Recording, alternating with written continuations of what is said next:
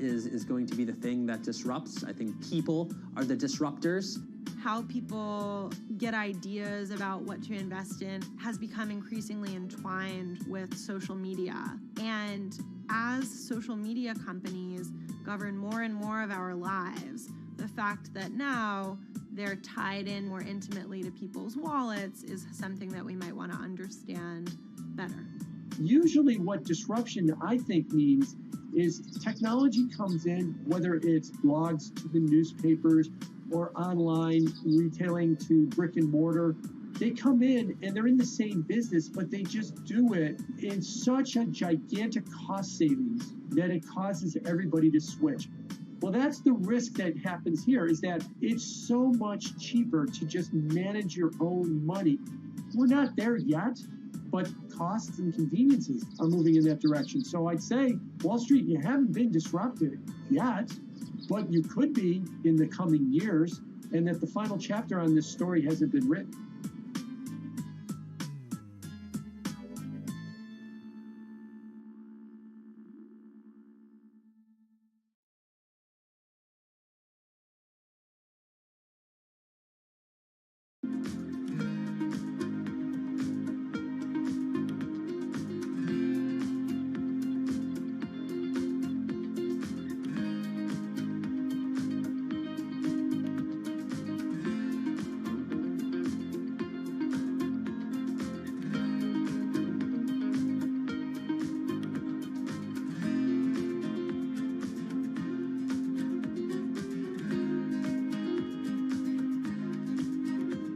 Meet Bloomberg's own David Nicholson. Now, his happy place is out in the field, on the open road.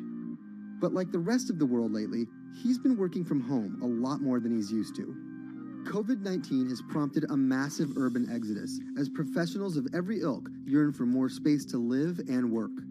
As a result, rural areas have exploded, and they're poised to experience a resurgence as more and more families pack up and leave the big city to try out life in the burbs.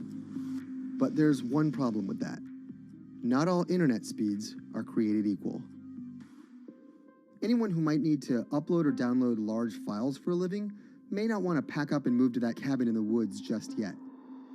Now, David's house isn't a cabin, but it is in the woods, and inexplicably, his internet is workable. My internet is okay. I pay a lot for it. It's around $140 a month. The download speed's great, and the upload speed is terrible, which is really bad for my work because I have to upload these massive files. But I'm definitely one of the more lucky ones in this community. Just a few miles down the road, my buddy has awful internet.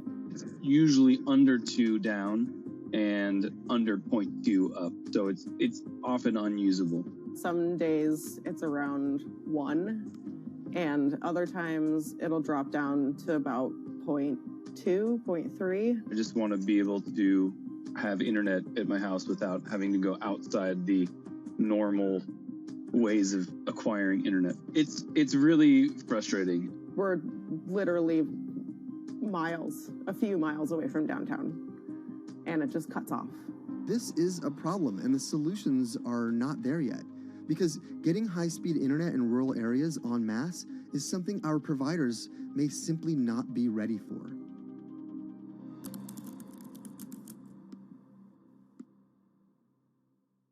If your internet service doesn't have fast download and upload speeds, then you don't have high-speed harmony. You have. Americans on average pay about $70 a month for internet at home. But in rural areas, it could cost a lot more for a lot less service. So the pricing for a fixed wireless provider here can be something between $80 and $150 for about 25 megabits per second. However, gigabit service, which is 1,000 megabits per second and symmetrical, is running at about $119 a month or $130 a month. That's John Paul. He co-owns Spiral Fiber, an internet service provider here in Nevada County, California. And for the past 10 years, he's been trying to bring an affordable fiber optic network to town. It all started when he applied to be part of the pilot program for Google's fiber service. Across the country, civic boosters have been going to extremes, chanting, singing, and marching trying to get the search engine giant to look at their town. The internet these days is crucial to be in the world, to be a part of the world, and to be connected to your community. Google ultimately went with Kansas City, Missouri, which left Paul on a mission to get funding to lay out fiber optic networks for gigabit service. Over the next several years, he would attend conferences and pitch venture capitalists and apply for grants to make his vision come to life. One of the biggest roadblocks to building infrastructure for the internet here in the United States are the existing large providers. They have their land staked out. They would prefer that nobody come in and compete against them. In 2013, we applied for a grant. We went down and met with the commissioners at the California Public Utilities Commission. It was an arduous process to get funded, but we finally did against all odds. We got a $16 million grant, and then we went out to seek venture capital. Then, in March of 2020, the pandemic hit the world. Everybody got locked down, and everybody came home, and everybody started using the internet. And I remember seeing on one of the local fixed wireless providers' websites, they've said, hey, we know you're all staying home, but please don't use too much video, and please don't use too much bandwidth. And I thought, that doesn't work. The U.S. connectivity gap is far greater compared to countries that are considered its peers economically. Some developing nations actually have better internet than rural America, like in Kenya, which has a state-of-the-art fiber optic network fed in from their coastline. The American connectivity gap does largely affect rural areas that are either outside of service coverage or simply prohibitively expensive. This is Rebecca. She and her family moved to Nevada County just a couple miles down the road from David. They took for granted that high-speed internet would just exist in the area, and it's not something they even bothered to check on before buying their house. Turns out, all they got was dial-up. We wanted to move where we had a little more space, room for the kids to run around, just be out in the mountains a little bit more. Having come from a bigger city area where Wi-Fi is pretty readily available, we hadn't really considered that in our purchasing of the house, whether that would be an option or not. When school started, and now that we are remote learning with our children and we're doing everything from home, we didn't have the option to do that at our house. So every day when school would start, we'd have to pack the kids up and we'd go to my in-laws' home. They have a little cabin up in this area that does have Wi-Fi already. Rebecca's situation is the norm in rural America. According to data from the Federal Communications Commission, just 4% of urban Americans lack access to broadband internet. That's compared to almost 40% of people who live in rural areas. But while that was the case, there were also racial and socioeconomic divides in terms of who had that access. In addition to that geographic difference, low-income African American students, Latino students, and first-generation college students were more likely than others to have only one device at home that's shared among multiple siblings and or lack access to that actual connection. For most American towns, there's also a lack of competition, forcing internet prices up. And large providers like AT&T and Comcast aren't incentivized to expand service to these rural communities. This is how Xfinity makes life simple, easy, awesome. So in our area, we have a small imprint of Comcast, but they're not going to go out to the more rural areas. It's just not cost effective for them to do it as a large company. In order to lay fiber cable, you're actually physically digging trenches into the ground. And for internet service providers, they're primarily focused on maximizing their profits. And so the fewer customers you have, in any square mile and the more fiber you have to lay, that's just kind of harder to pencil out from a purely economic standpoint. AT&T released a statement on the matter, expressing the need and desire for government assistance to fund fiber optic expansion to areas deemed unprofitable. Comcast released a similar statement encouraging more public-private collaboration on this effort. Federal agencies do offer grants to help communities build broadband networks, but many have argued that there's not enough flexibility on how to use these funds. The COVID-19 relief package passed by Congress in March and signed by President Donald Trump awarded $43.3 million to 51 projects on the East Coast alone. But it also stipulated that these projects needed to be up and running by December 30th. For contractors who plan projects months and years in advance, it's a scramble to rearrange their schedules to meet that deadline. So what we've been asking the federal government to consider is at least have, as long as the projects are getting started, knowing the projects are being put into place to expand both remote learning, working from home, and opportunities like that that are truly driven from COVID. We're moving as fast as we can regardless, but hopefully they'll give us some more time. Talking to John Paul, it's clear that he believes broadband is something that can transform a community and should be considered a public good. One of the first communities to come on in the United States with full-on gigabit service was Chattanooga, Tennessee. Now, they're a bigger city, but they're a city that was economically in a downturn. In the last 15 years, the city of Chattanooga has turned around in an amazing way. It's a nexus for young people to move to. It's a place where technology happens. It's not just about logging on to Zoom, to connect with your colleagues who might be in New York City. It's also your ability as a small business, operating in the town of Nevada City or wherever it may be to, quickly upload your payroll documents or something onto the cloud, or to quickly, swipe a customer's credit card. There's just some really basic business functions and mechanics that I think people in big cities really take for granted, and that are just going to be a much bigger challenge for small business owners in rural areas.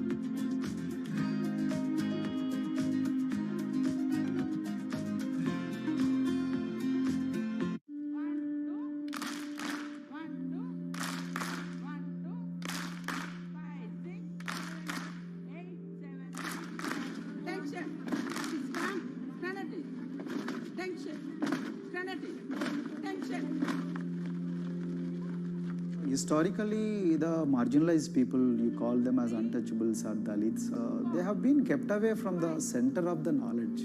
Once you are born into a caste, it is very difficult for you to grow beyond that. You are stuck in that identity.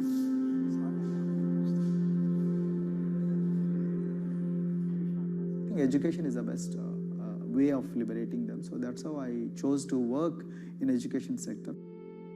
The kind of education that we are giving to the marginalized people is going to change not just the fate of these communities in Telangana, but it is going to be the source of inspiration, source of hope for all the marginalized in this country.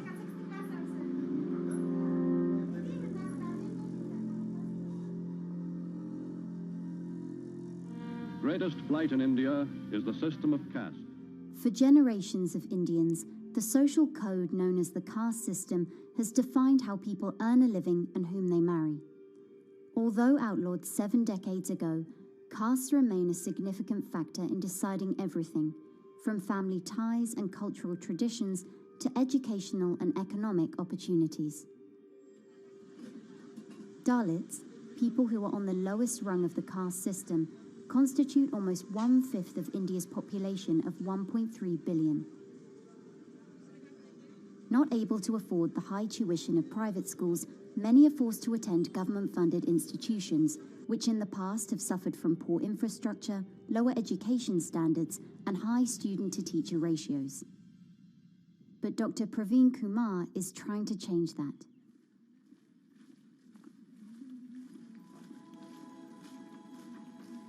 I am currently working as head of Telangana Social Welfare Residential Schools. So totally above 400 schools I manage. These are all residential schools for the students who are historically marginalized but talented and then poor.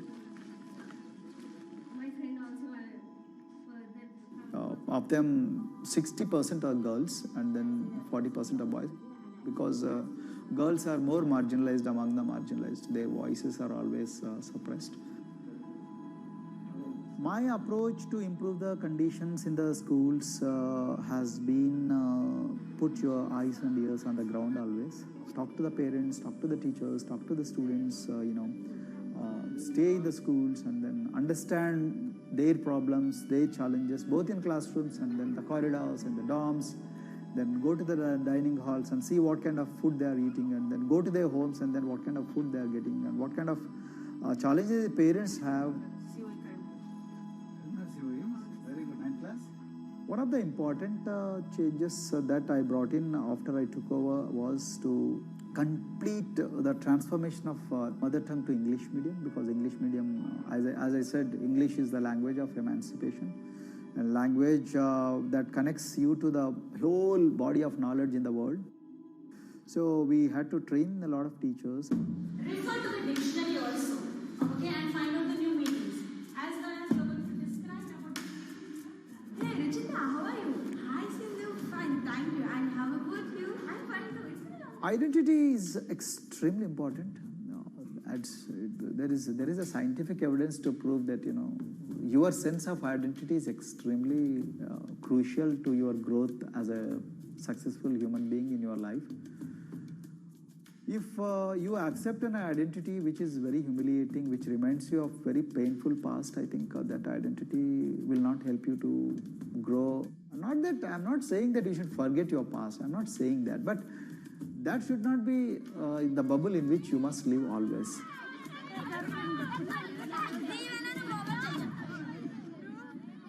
Sweros is an alternative identity. S stands for state, W stands for welfare, Aero, SW and then Aero is Swero. So the idea is your dreams have to be skybound. So that is what we are trying to achieve by changing the identities. Like, you say, I'm a Swero and I aim to be a doctor. I am a Swero, I aim to be a top-notch engineer. I am a Swero, I aim to be a top bureaucrat of this country. I'm a Swero, I want to be a very good actor or, a musician in this world. So these are the positive images that are associated with the identity.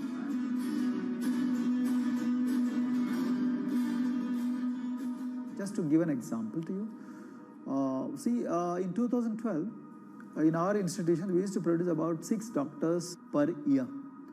But because of our, this self-liberating ideology of Sveroism, we have, this year, we have produced about 189 doctors. This is phenomenal for any poorest of the poor people. You know how difficult it is to get into medical colleges in this country. So, but today, because of this ideology, the students have been able to achieve this, feat.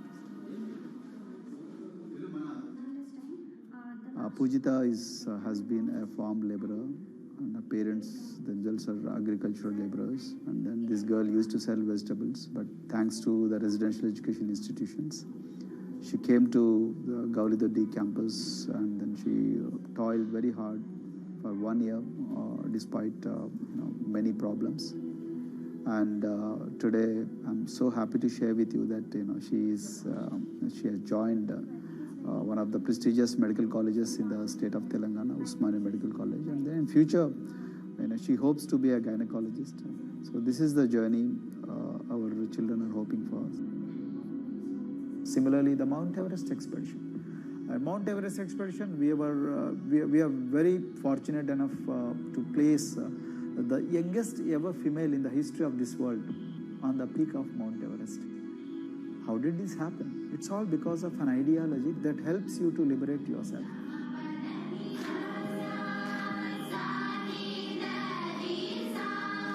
We brought a lot of extracurricular activities, and most of them got institutionalized now. So, for example, music. Similarly, the games. We have so many coaching academy. We have boxing academy, we have wrestling academy, we have handball academy. So we have, kabaddi, that the traditional Indian sport. we have golf. We have introduced golf also. Like golf is generally played by so-called rich people, but today even poorest of the poor people also are being trained in golf in our schools. Wow. So our intention has been to give all 360 degrees, type of opportunities to the students, so that whoever is interested in whatever activity, they can go and then do it. Break the barriers, break the fence, at least mentally, because poor people have been programmed to be victims, programmed to be subjugated, programmed to be on the margins, always, programmed to feel inferior. We wanted to change on that. There are certain games which are exclusive to rich people. There are certain languages which are exclusive to middle class and upper middle class in this country. To put it in one word, the sole aim of introducing all these co-curricular activities is to break the stereotypes which are recklessly imposed on these people. Their stereotypes Dr. Kumar knows all too well. Born a Dalit, his grandparents were labourers and access to the village well was restricted. Dr. Kumar credits his parents' belief in the power of education with helping him realise his aspirations. He went on to join the Indian Police Service, attended Harvard University, and then began pursuing educational reforms back home. I attribute whatever I am today, it's to my mother primarily. They educated me in the village, although there were no good schools. So then I stayed in social welfare hostels, the hostels which are managed by government for the poorest of the poor kids. I passed with reasonably good grades. Then I went to university, and then I faced worst form of discrimination in the universities. Like there were, in those days I'm talking about, so the bathrooms and the toilets were exclusively meant for scheduled castes and scheduled tribes.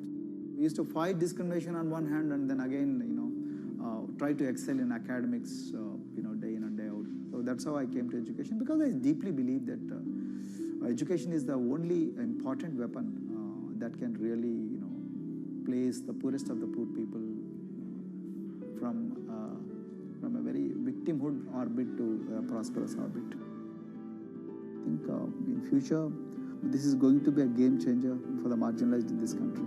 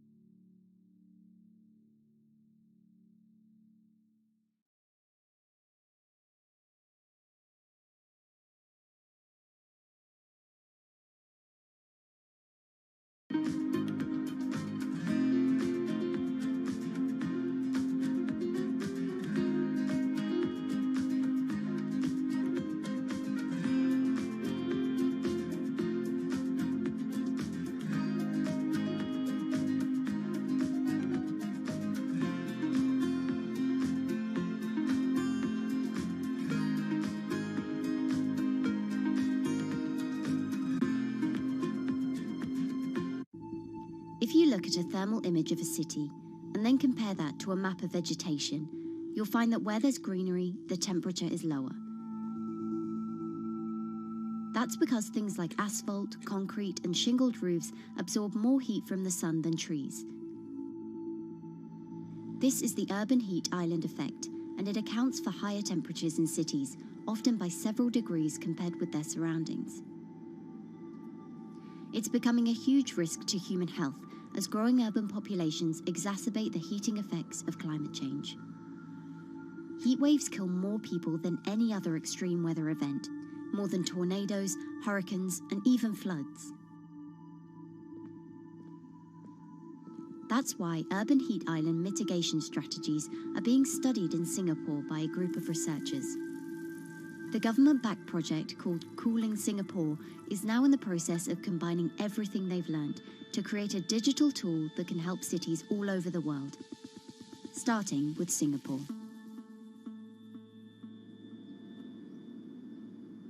In Singapore, close to the equator, temperatures regularly rise above 32 degrees Celsius or 90 degrees Fahrenheit. and the city structures only make it worse. And that is also the case for Singapore, which is basically a concrete jungle, more urbanized, more developed city. And even in Singapore, what you have is a situation whereby there's a temperature difference of 7 degrees Celsius between the more urbanized and the more rural areas. The government has taken drastic steps to keep temperatures down. This is Gardens by the Bay, an award-winning park. And inside this greenhouse is a pleasant 24 degrees. That's because the dome, along with 24 nearby towers full of thousands of people, is chilled by what's probably the world's largest underground district cooling system. It uses a large central plant that cools water and then pipes it into banks, residential towers, an exhibition centre, shopping malls, and the city's iconic Marina Bay Sands hotel and casino complex.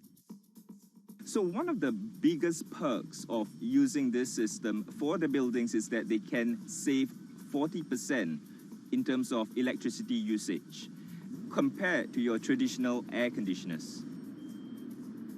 And with Singapore relying on natural gas for most of its power, this new system means emission savings equivalent to removing 10,000 cars from the city's roads.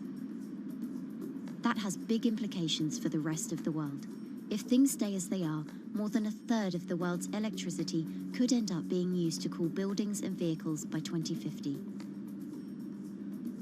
As the world gets hotter, gets warmer, there is a greater need for air conditioning and as well as refrigerators, for instance. And the more people are buying these household appliances, the more energy usage they use, and they release heat more, and that then exacerbates climate change.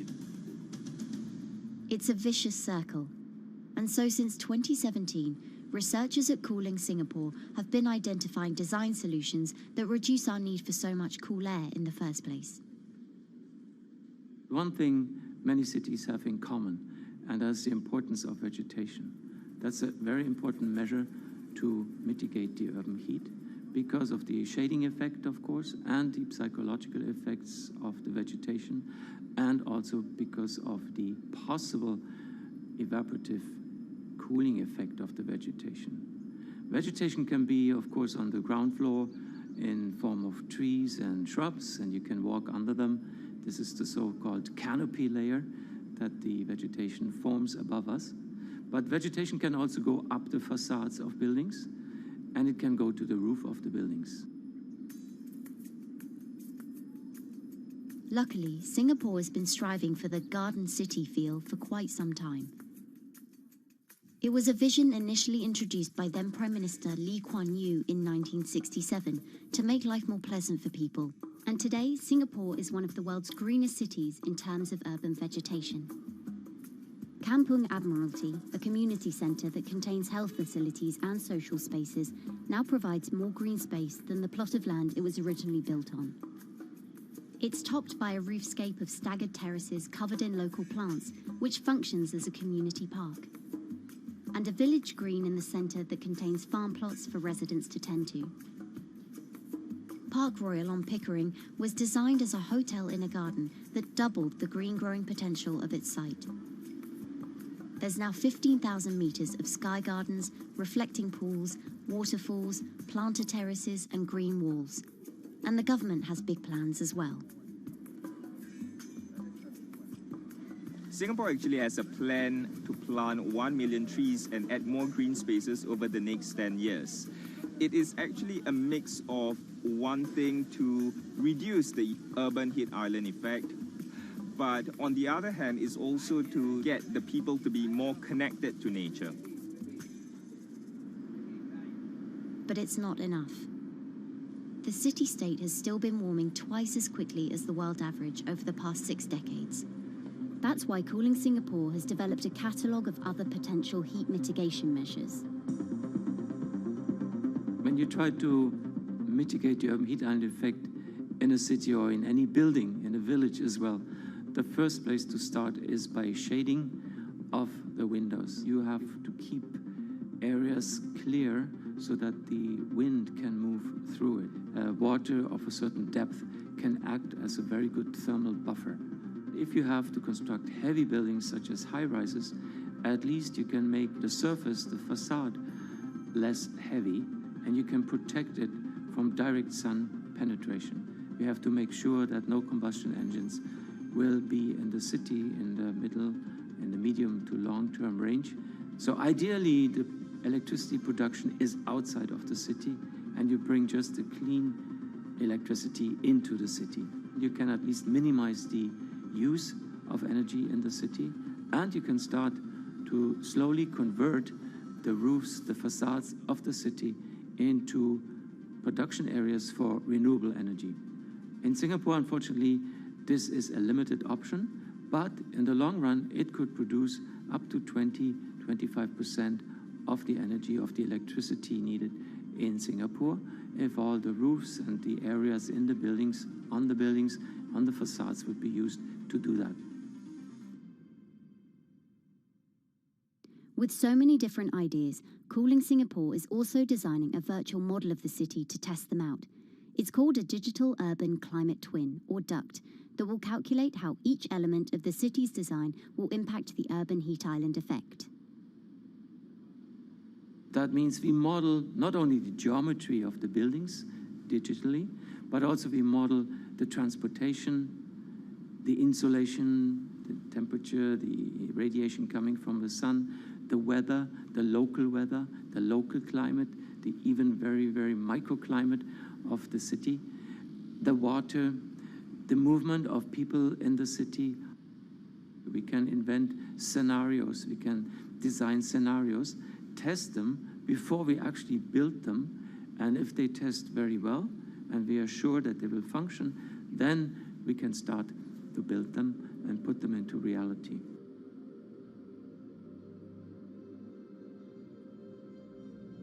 Singapore will be using this new tool to figure out which actions it should take next. And the model can be applied to any city, whether it needs to keep heat out or keep heat in, which will ultimately save energy, slow climate change, and improve our quality of life. So this is something that Singapore will be able to export, maybe even together with its city development systems that it already has.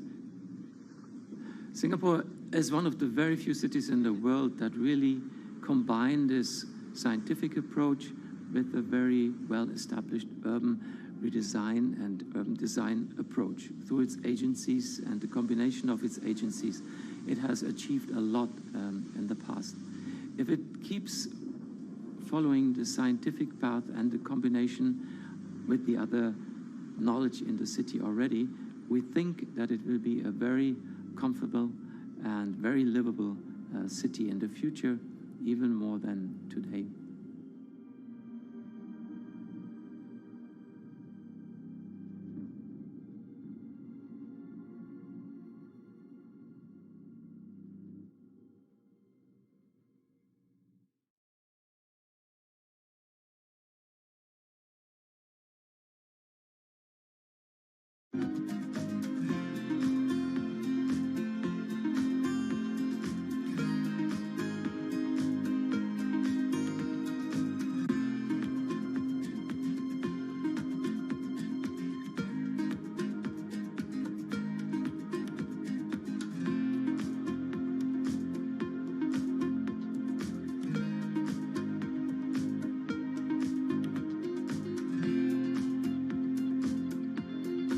Times are tough.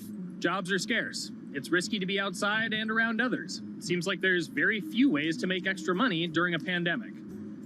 So I guess I'll just hunker down and binge social media until this all blows over. Wait, don't these people make money? How do these people make money?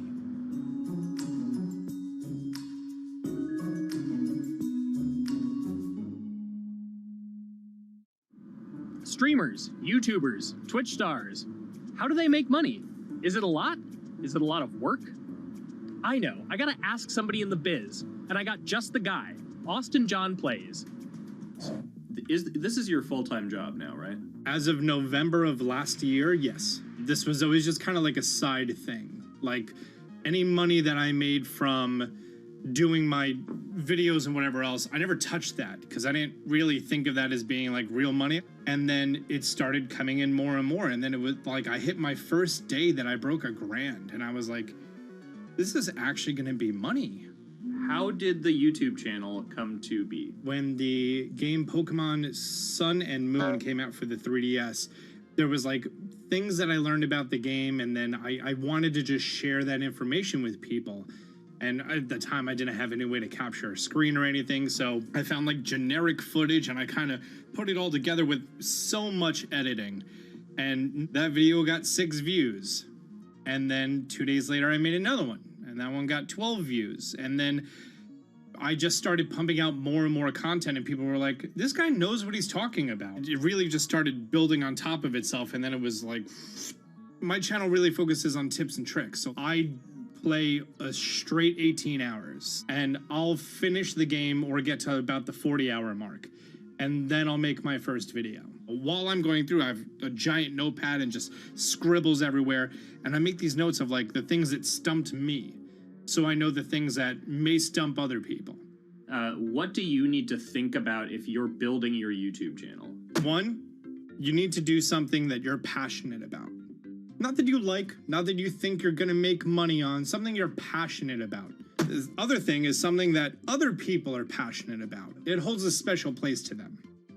And third is, it needs to be something that people are gonna seek out information on.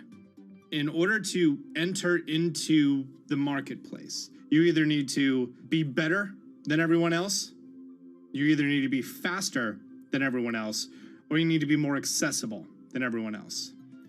And you can't be more accessible because it's already on the platform. Granted, if you understand how the algorithm works, which is very similar to Google Analytics, then yeah, you can have a little bit of a head start. But if you're not doing it faster, and if you're not doing it better than everyone else, then why should anyone watch your channel? So my income as a YouTuber kind of breaks down to 3 different ways. 1, which is the bulk of it, which is ad revenue. Whenever you go and you watch a video and then there's an ad and then you wait 5 seconds and you hit the bottom right corner and then you go on to the next video, or a non-skippable ad, or the video starts immediately, you get the little banner ad at the bottom, or if you scroll down from the video, the first thing that shows there is an ad. Those are the 4 different types of ads that can appear on every single YouTube video. And all of them pay a certain amount. It varies on lots of things, like the country of the person who posts it, the country of the person who watches it, the time of year, where you are in the quarter, if there's anything going on with a reduction in ad revenue. Like, great example, COVID-19, companies weren't spending as much on advertising. So because of that, CPM went down. CPM stands for click per thousand. I'm using the Roman numeral for 1,000. And that means that for every 1,000 views, you get a certain amount of money. Now, on low ads, when I first started off, my CPM was 30 cents. So every 1,000 views, I made 30 cents. But then once I signed with an MCN and I started making more quality content and more engaging content, some of my better videos and certain times of the year, I can see CPMs as high as $12 to $14. And there's a big fluctuation between, you know, if I post a video when there's no ads being spent, like January and February, that's a reason a lot of your favorite YouTubers and also TV shows don't post new videos in that time of year because ad rates are down. Why are they going to make content then? Instead, you're recording and you're bulking up for when ad revenue is higher. The second way that a YouTuber makes income is support, crowdfunding, things like that. When I first started off, Patreon was really the only option, but then they started rolling out supporters and members for YouTube channels. So whenever I have a live stream, you can click a button and then you can become a member, and then you get special icons next to your name. I believe they're called badges. Or on any video, you can hit the join button, and that helps support the channel. And then the third aspect of that would be merch. And for me, my merch has been somewhat basic. In fact, I'm wearing one of my t-shirts from last year right now.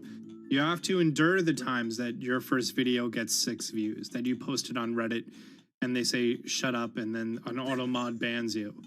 You have to go through that, because until you go through that and you discover why you're doing it, you're not doing it for other people, you're doing it for yourself. If you're not loving what you do, then it's not worth it.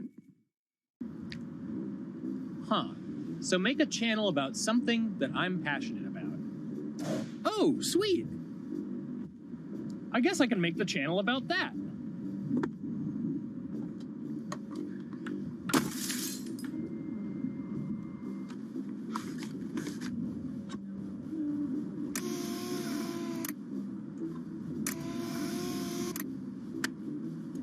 Now, how do I grow an audience?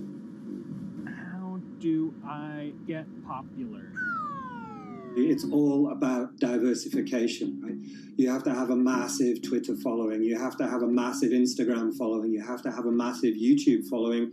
Of course, you have to be on Twitch, which is the key platform. But basically, any way you can get in front of your audience, you can engage with your audience, is going to drive those clicks, which ultimately drives the advertiser revenue that you get back from all of these platforms. It's me and Dan playing video games and talking in a funny manner over them. They're not just people who are good at games, they're actually people who are good at online engagement, online entertainment, first and foremost. You have the right to remain stylish. Anything you wear can and will be used against you in the court of fashion. The streamer is either very, very talented at the game. The best player in the game is generally going to draw a crowd because people like watching people who are very good. On the other hand, they're either very, very good or funny, charismatic, whatever it is on that side. Oh, no.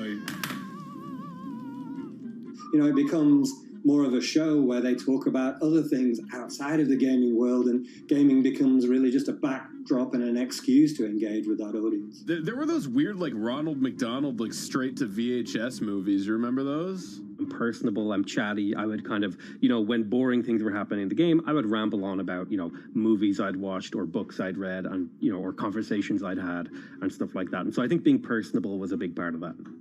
It's not just getting on and playing games.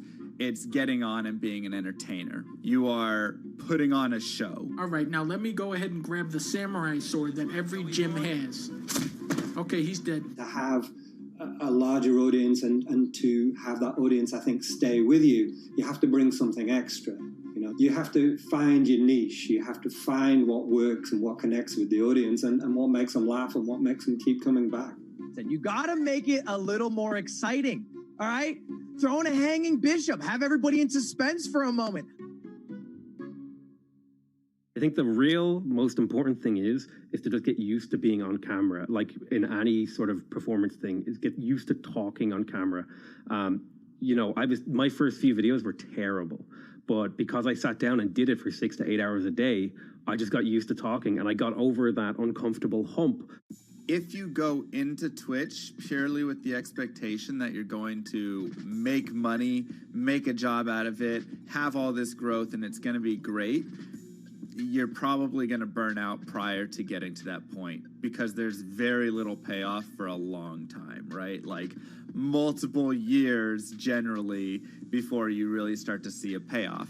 And so, those first few times you're streaming, nobody is there. One person shows up every 30 minutes, says hi maybe, and leaves, right? Like, it's very discouraging, I think, for a lot of people. And so you have to be there just loving it. You have to love talking to yourself when nobody is around. You have to love just the game that you're playing, all of that stuff, because it takes a while. And I think a majority of people burn out prior to getting to the profitable point of it. And there you have it. My very own YouTube, Twitch, Discord, and streaming channels all ready to go live. It's a veritable social media ecosystem just on the verge of thriving. So, don't forget to smash like and subscribe, and visit my Patreon for perks. Also, go to my merch page. And one last thing, stay cool, my friends.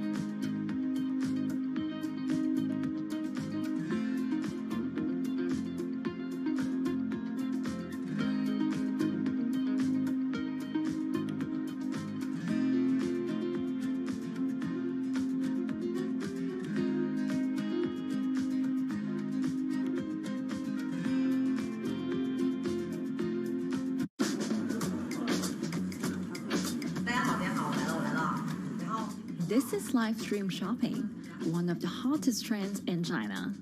Every night, tens of millions of people watch live shows hosted by influencers like Thea and buy the products they recommend. On e-commerce and social apps like Taobao and Douyin, the sister app of TikTok. 我觉得已经改变了大家的购物的方式。其实各种各样的产品，哪怕你不买，你也可以来看。当然，你看了，你就有可能会买。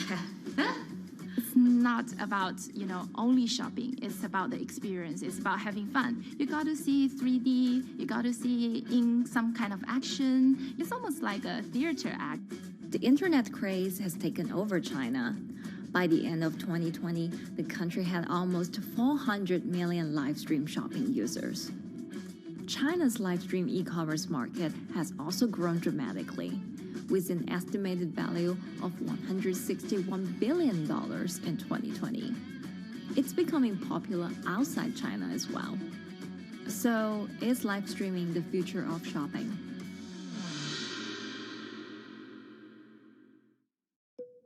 Live streaming is not a new thing. In China, it started in 2015 with the rollout of 4G, and it was first used for entertainment and socializing. Many live streamers performed for their followers or chatted to them, making money by receiving virtual currency and gifts. In the West, live streaming is mainly the domain of avid gamers. In China, it's broken into e-commerce. China actually has a very big e-commerce empire, so it uses these super apps, what we call that you have payment, you have search of information, you have recommendation system, and you have huge amount of goods available on the platform, and as well as a lot of consumers. So with this advantage, they merge these features of live streaming to make the influencers actually sell goods. Here is a perfect choice. Nice neutrals, beautiful print, nothing overwhelming, and the warmth and comfort of flannel. This is item. Traditional TV shopping involves a one-way direction, whereby a host introduces a product, demonstrates certain things, and say, call this number or something. But live stream shopping is live.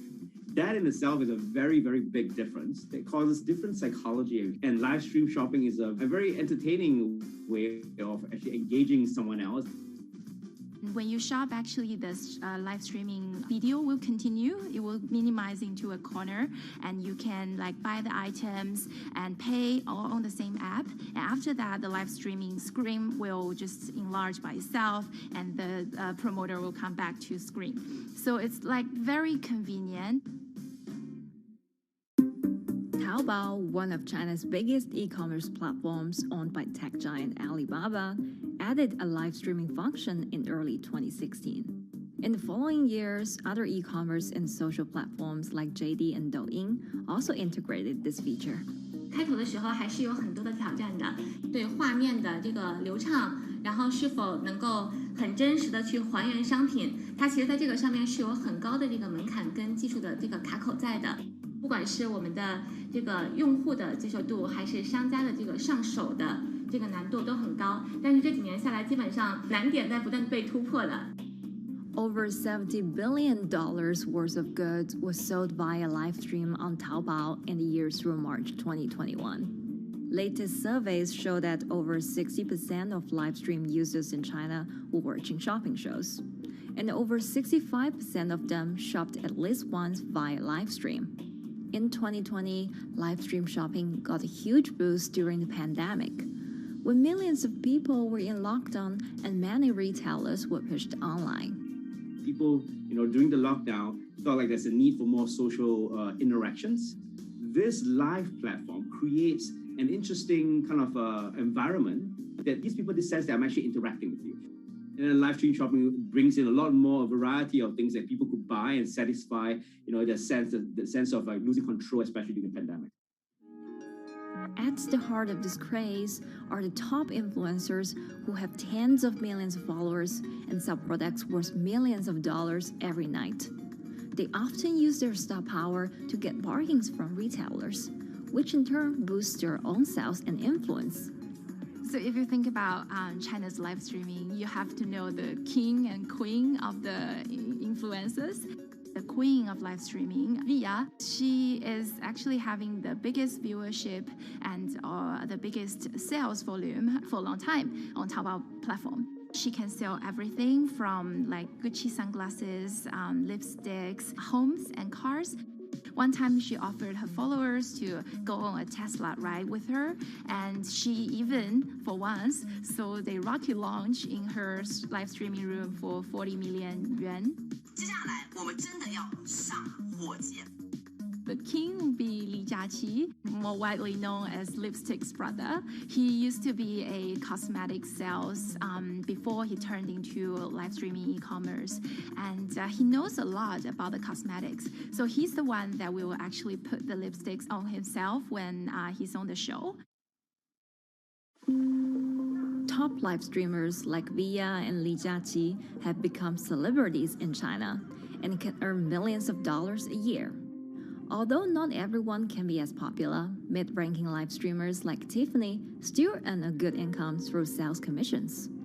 如果说单从收入方面来讲的话，那主播的收入是比普通的工作要高很多。但是呢，主播这个工作时刻对身体，包括对精神都有很大的一个考验的。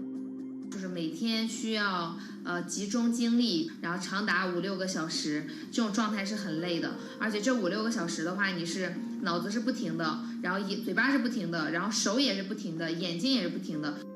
像我们做主播，不是说单一的只做直播一件事情，然后还会有选品的一些工作，然后还会有一些其他的事情排在里面，其实是没有个人生活的。那我觉得增强粉丝影响力的话，不是说某一件事情。可能今天做了什么事情你就增大了影响力，而是每天不断的内容的输出，粉丝不断的可能对你的了解，慢慢的信任你。里面有芝麻酱的味道，如果吃不习惯的话就慎买。A lot of successful live streamers are generally very good at communication. They're very good at articulating very simply what a product does, what a product doesn't do. In order for them to sell, they need to be trustworthy and appear trustworthy, and they need to show in some ways that they're authentic, right? So for Via and Li Jiaqi, they are able to articulate that quite a bit through their body language, through what they say. For example, Li Jiaqi will also sometimes say bad things about certain products because to him that's his honest opinion, and sometimes people want to hear that. And so they seem very credible, they seem very trustworthy, and don't forget, they're also very entertaining and very interesting.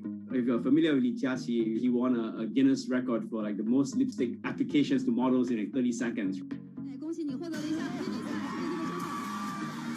So if you're able to create a lot of buzz with interesting things that you do, people who may not want to buy lipsticks will also stream in just to watch what he does. And then from there, you might get hooked. 这就是一般女生出门的时候涂的口红的颜色。Live streamers also use sales techniques such as limited time or supply. This sense of scarcity can often encourage viewers to buy.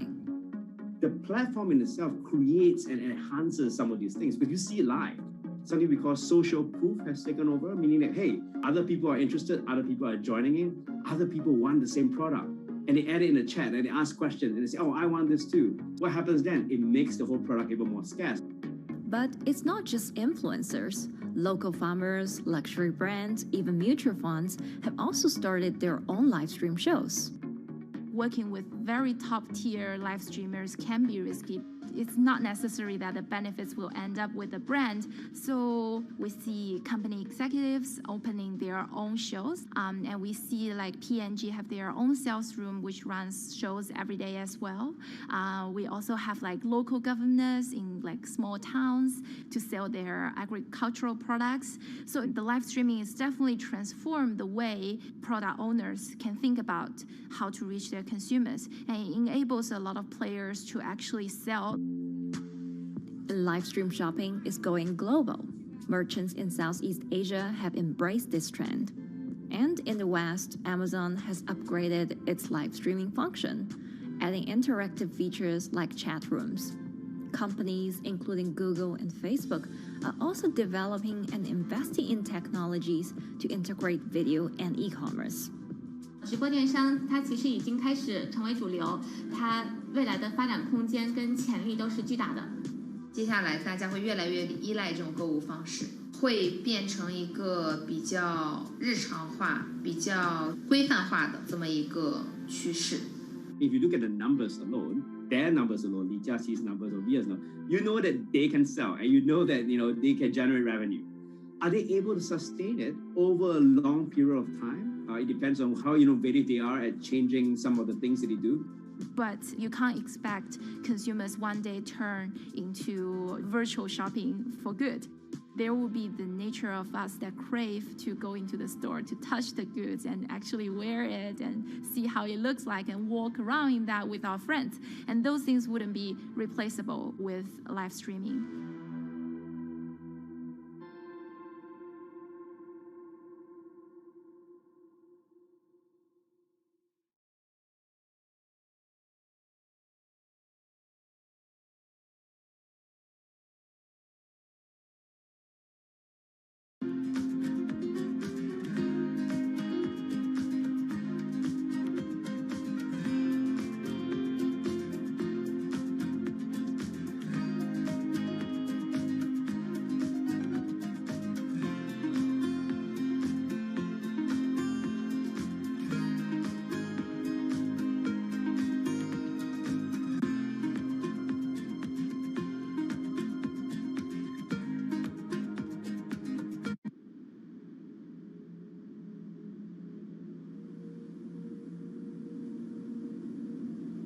You could imagine that the oceans are actually the largest battery.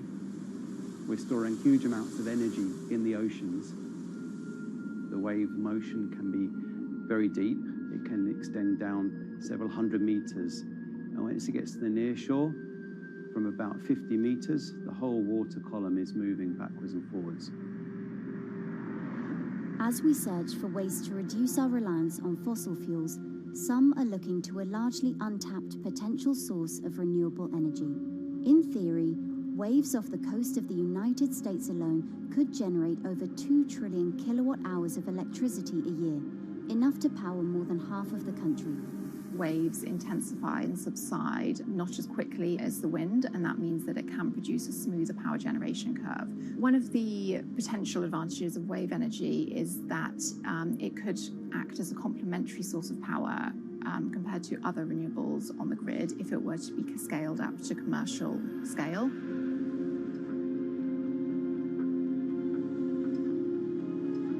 For decades, engineers have been trying to convert wave energy into electricity, but a host of technological and financial challenges have complicated their efforts. In the years from around 2006 to 2015, there were a spate of bankruptcies in the sector, and this was largely because of a lack of kind of continuous proven projects out at sea with reliable electricity generation. Since then, companies have been trying to develop the technologies at a steadier pace and with a smaller cash burn. But the same questions remain. Can companies develop devices and technologies that actually work? Is wave energy just a novelty or something that can become a major renewable energy source?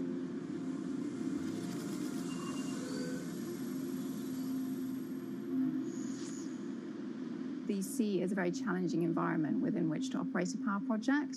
So seawater is corrosive and conditions are very rough. So this means that power projects don't have a very long lifetime, and it increases operating and maintenance costs. Partly because of that, many early wave energy projects hit rough waters, such as the Palamas Wave Energy Converter in Portugal and the Isla Limpet project in Scotland. But that hasn't stopped others from trying.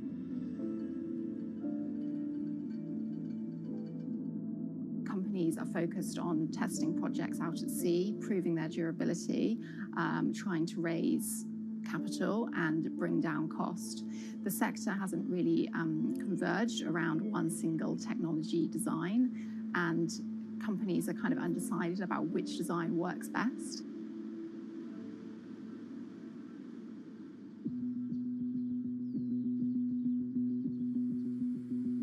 Finland-based AW Energy is a veteran in the sector. The first proof of concept of the company's device was made in the 90s after diver Rauno Koivusaari observed the strong back-and-forth movement of a hatch cover in a shipwreck in the Baltic Sea. The waves are generated far from the coastline, so the wind blows on the surface of the water, causing the water particles to rotate. And that rotation extends deep down below the surface. And the waves can be very long. They can be several hundred meters long. And as they come into the near shore, this rotational energy turns into an elliptical energy, and eventually backwards and forwards, as you probably noticed if you've been swimming on the seashore in large waves, you're pulled in and out. That's the energy that we're extracting. There's a sweet spot where we deploy, so around 10 to 15 meters of water depth. That's where there's still strong wave energy coming in. After years of research, prototyping and testing, the company has deployed Wave Roller, a 350 kilowatt device in the waters of Portugal. Wave Roller has an 18-meter wide and 10-meter high steel panel fixed to the seabed via a floatable foundation. The panel moves back and forth with the waves, capturing the energy. It's submerged in the depth of 15 meters, so it's protected from the extreme waves. We generate electricity by capturing the movement with hydraulic circuitry in a machine room underneath the surface. That hydraulic energy we turn to electricity with hydraulic accumulators and hydraulic motors, and also a generator. The Wave Roller has survived large waves at sea for over a year and delivered electricity via an underwater cable to the grid in Portugal. Meanwhile, the company has won a €2.5 million grant to work on an upgraded version of the Wave Roller, aiming to increase the electricity generation capacity to 1 megawatt. The upscaled device would have a bigger panel, 2 power takeoff units, and improved software to control the energy production. We have taken into use a wave prediction algorithm that kind of tells us what kind of waves are coming into our device. That gives us few seconds to prepare for capturing more energy, and the difference in that is significant. Our future plans are to deliver technology around the world. So I'm hoping we can be working on delivering technology to projects in Asia and also in the American continent as well.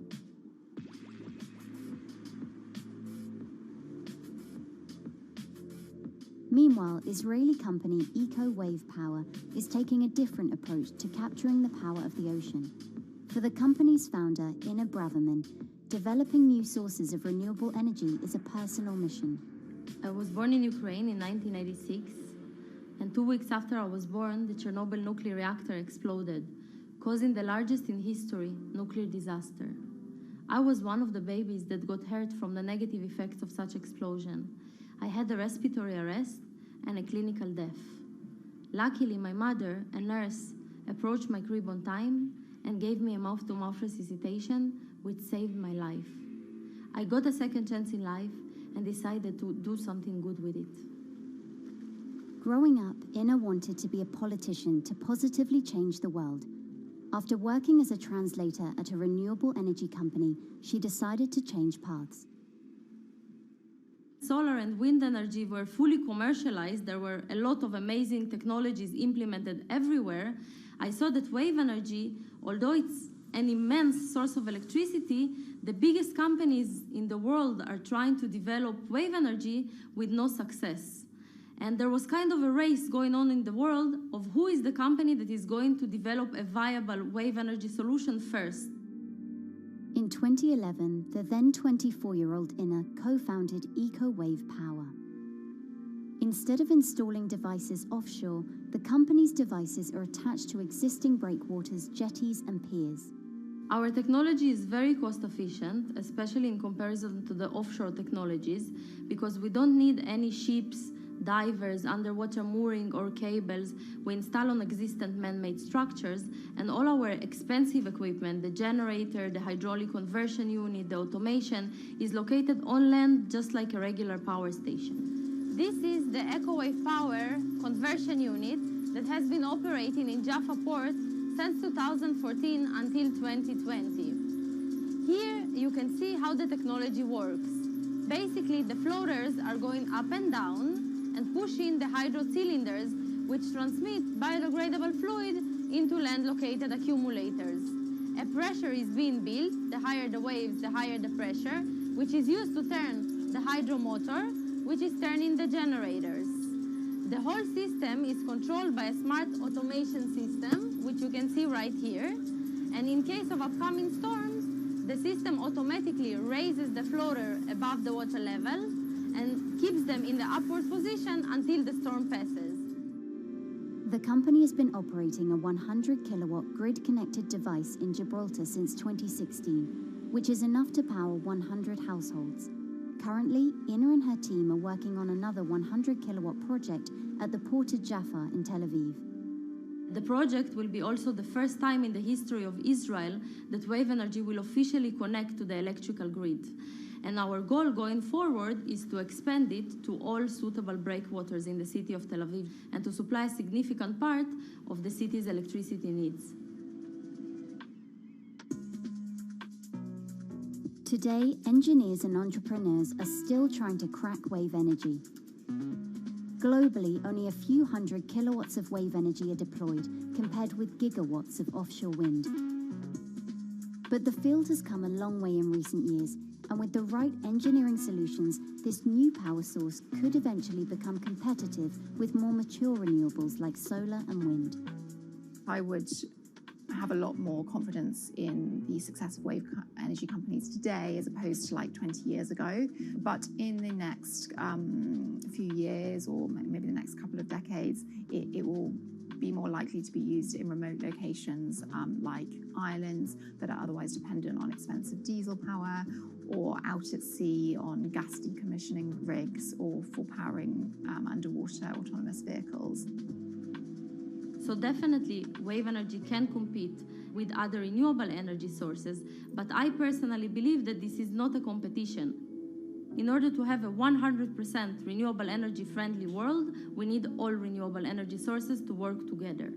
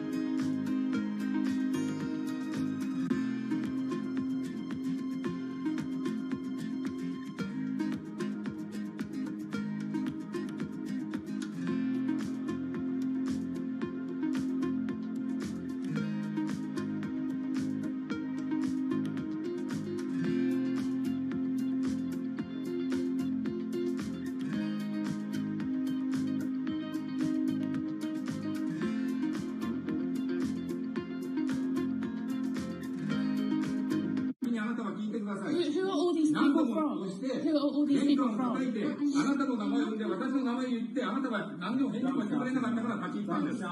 So can you please tell me? I'm not going to... please wait. You know, I've covered a lot of companies. I've covered a lot of Machiavellian companies where, you know, people play rough. I don't think I've ever seen anything on the scale of Nissan. He is making you, but you're up from this side. I mean, it's corrupt. One of the most dramatic elements was Ravinder Pasi's home being raided by court officials in Yokohama. You scared my wife.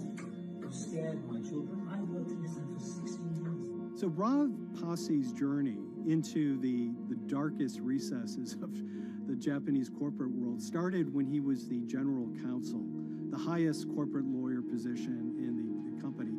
In the past few minutes, Nissan has has revealed that its chairman has been arrested after allegations of serious misconduct. He was tasked with investigating Carlos Ghosn. And he was told, conduct an internal investigation and get to the heart of the matter. And then along the way, he started to notice serious conflicts of interest. He is one of the few people who knows an extreme amount of detail regarding the alleged crimes by Carlos Ghosn, and he's now ready to tell his own story on the record about some of the events that happened.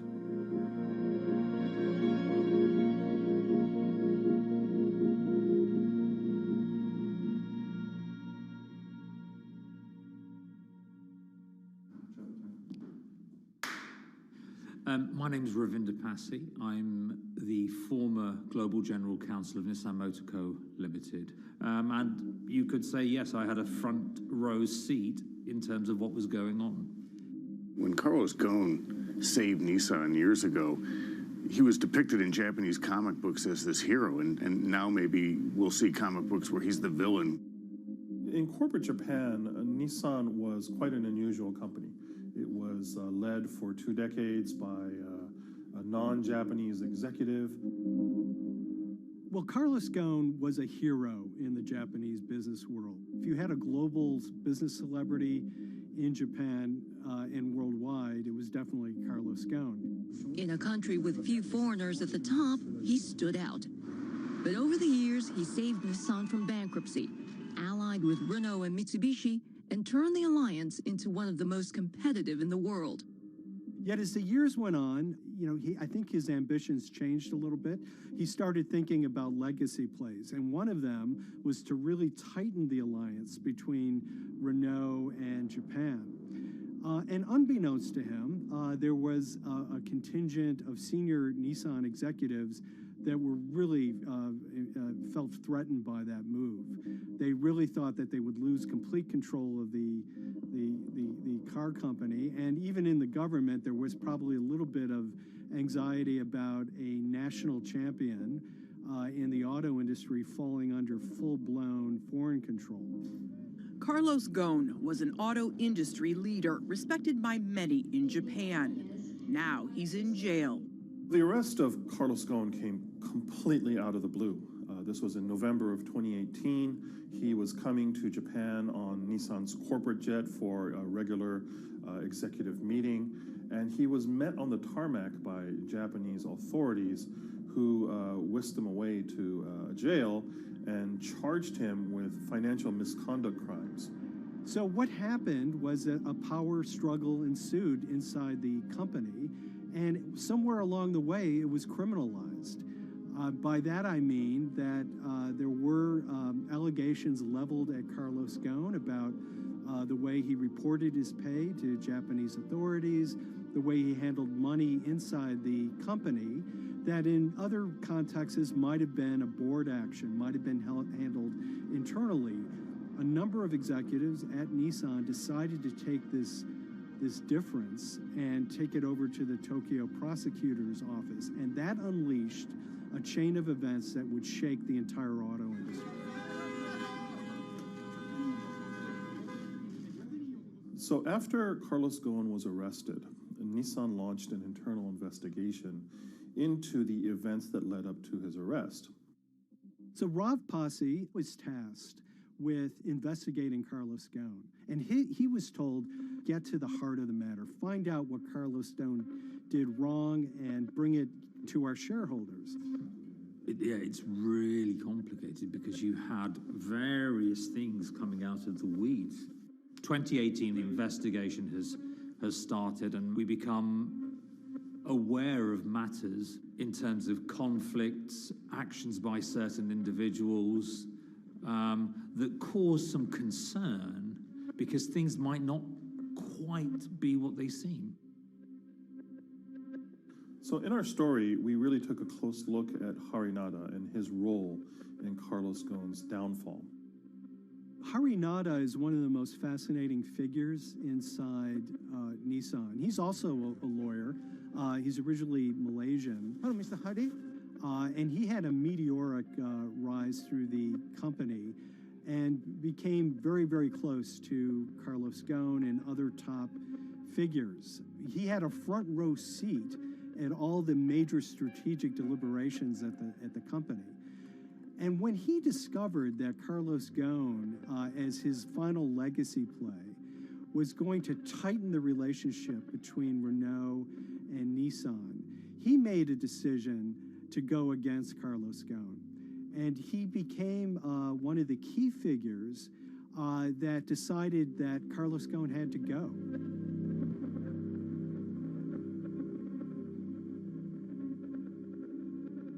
Harry Narder was somebody who actually recruited me into the company, so I have a long-standing relationship with him, or did have a long-standing relationship with him. For many, many years, he was a mentor. I had doubts about the credibility of the process right at the start. Harry Narder had a plea deal with the Tokyo prosecutors. Now, that suggests he was intrinsically involved in some of the wrongdoing, or the allegations of wrongdoing, and it just didn't smell right, just doesn't sit right. So there was a basic conflict of interest. In other words, Harry Narder had to deliver results to Japanese prosecutors to avoid his own criminal liability, and he's accusing and leading the investigation of Carlos Ghosn. Some of the people who had been involved in the original alleged crimes were also looking into the affairs themselves. Ravinder Pasi began pointing out some of these conflict of interest issues.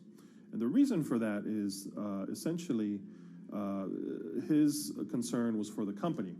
If the company's own investigation into itself was compromised, that could lead to a very weak position in various lawsuits that it was dealing with across the world. I had discussions with Harry, discussions with the statutory auditors about these conflicts, discussions with HR about some of these conflicts, because at that point, we reported into him. You know, at the time, everything was quite, as you can imagine, it was, we've got to do this, we've got to do that, we've got to move fast. But when you step back and look at some of these things, you just think, my God, what was going on here? Because me, members of my team, were being placed in immediate danger. Your chairman's been arrested, a representative director's been arrested. They both happen to be foreigners. And then now what we need to do, we're being instructed to do, is certain compliance professionals need to go into properties in Brazil, for example, and retrieve evidence. They've got to do it very carefully, because if they don't do it carefully, they're going to get convicted of criminal activities. And likewise, when a team of lawyers were commissioned to go to Lebanon, I mean, one of my immediate concerns was, why are lawyers from Nissan being sent to go to Lebanon to retrieve evidence? These are just lawyers, they're corporate lawyers from Nissan.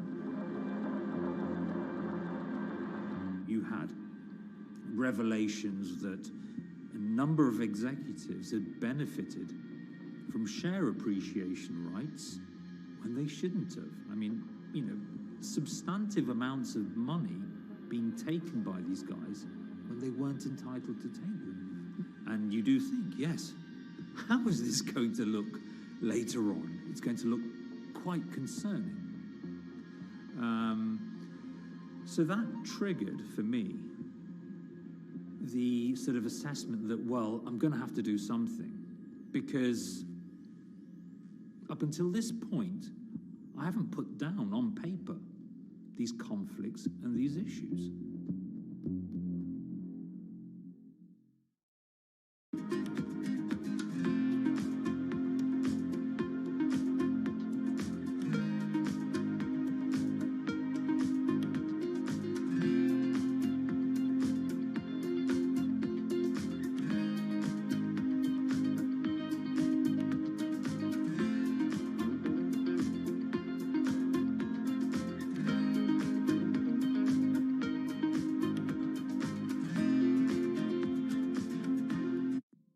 So Rav Pasi makes a fateful move. He writes this letter to the board listing every suspicion he has in great detail, backed up by evidence, backed up by memos, of why this internal investigation had serious problems.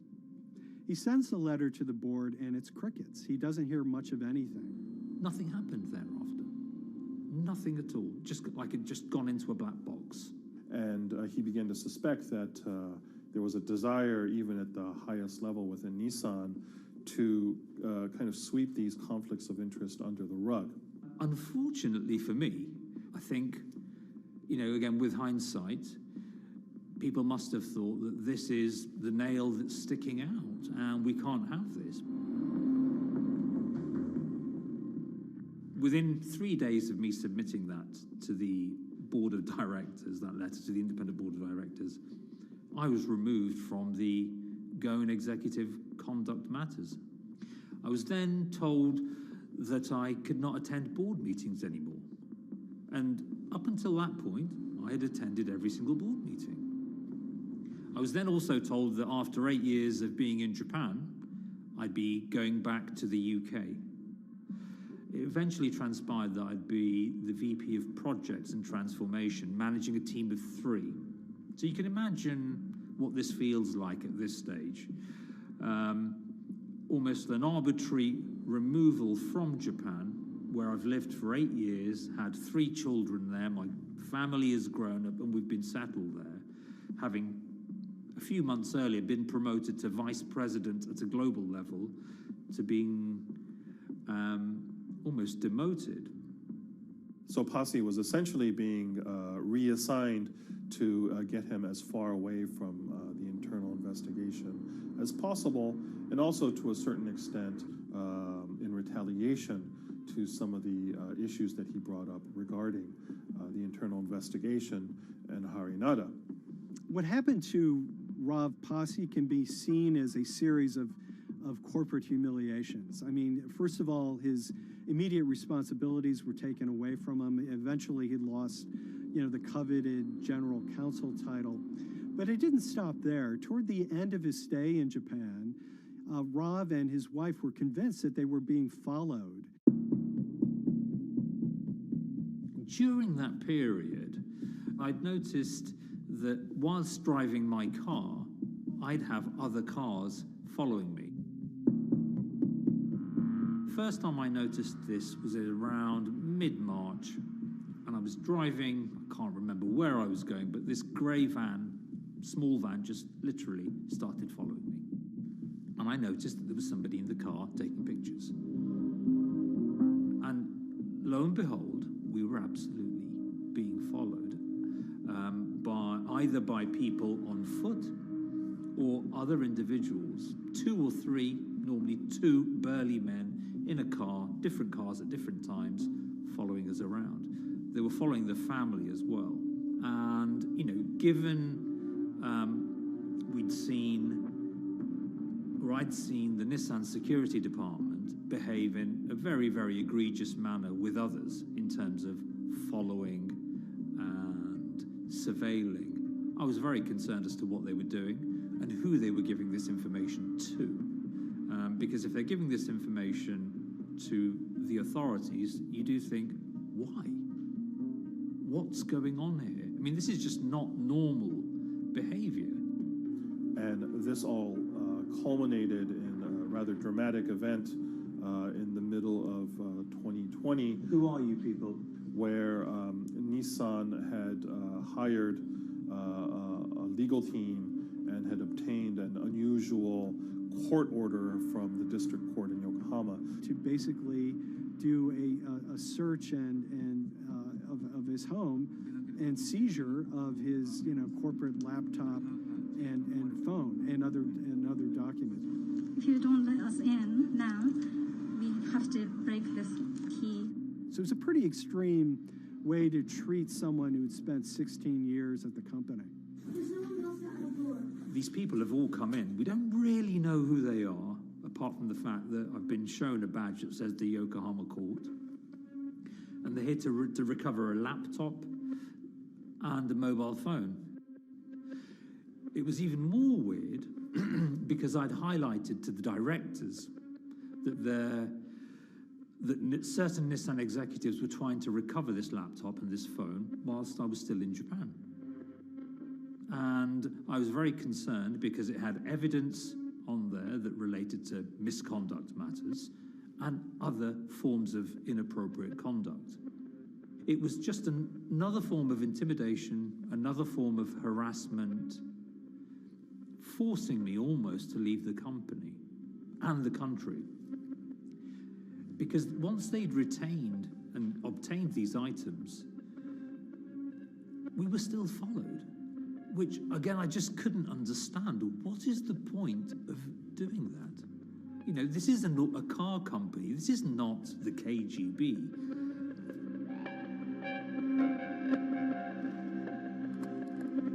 I think it's fair to say that Rob Posse didn't have full battlefield awareness of all the intrigue going on at Nissan. I mean, Harinata is interesting because he's both charismatic and charming, and one of the most brutal corporate infighters one could ever run across. This is a confidential company email, right? You should not have this. If he had fallen into line, he would probably still have his job at Nissan, be paid very well, and continued his work. A career that he spent 16 years building at Nissan is irretrievably broken. It's been smashed to smithereens. He and his family paid a huge price, certainly. But in terms of being able to sleep at night, I think, he's come out ahead. I highlighted issues to the highest levels of the company so that they could be dealt with appropriately by those in charge. There was no response to those, and there was retaliation against me. What's really profound, like absolutely profound, is that none of your colleagues, I mean people who you have known for years, forget it. Yeah. You're on your own. Yeah. And you got to be ready for that. You've got to be ready for that. If you take it on anyway.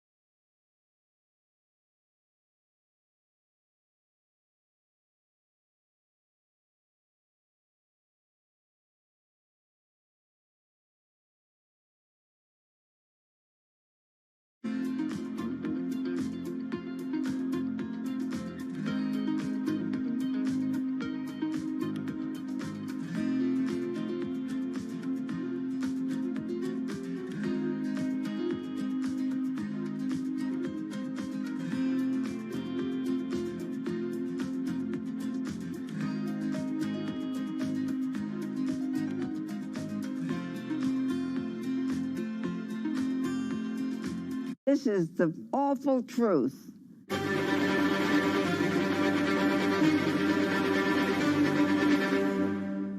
There's always someone in the family that's pushing it.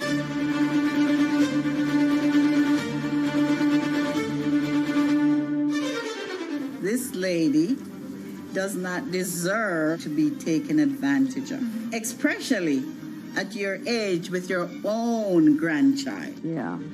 My grandma is having to sue them I'm testifying against them. Nobody's talking. They're one floor below right now. I get afraid to go on the elevator. It's sad that it had to devolve to this.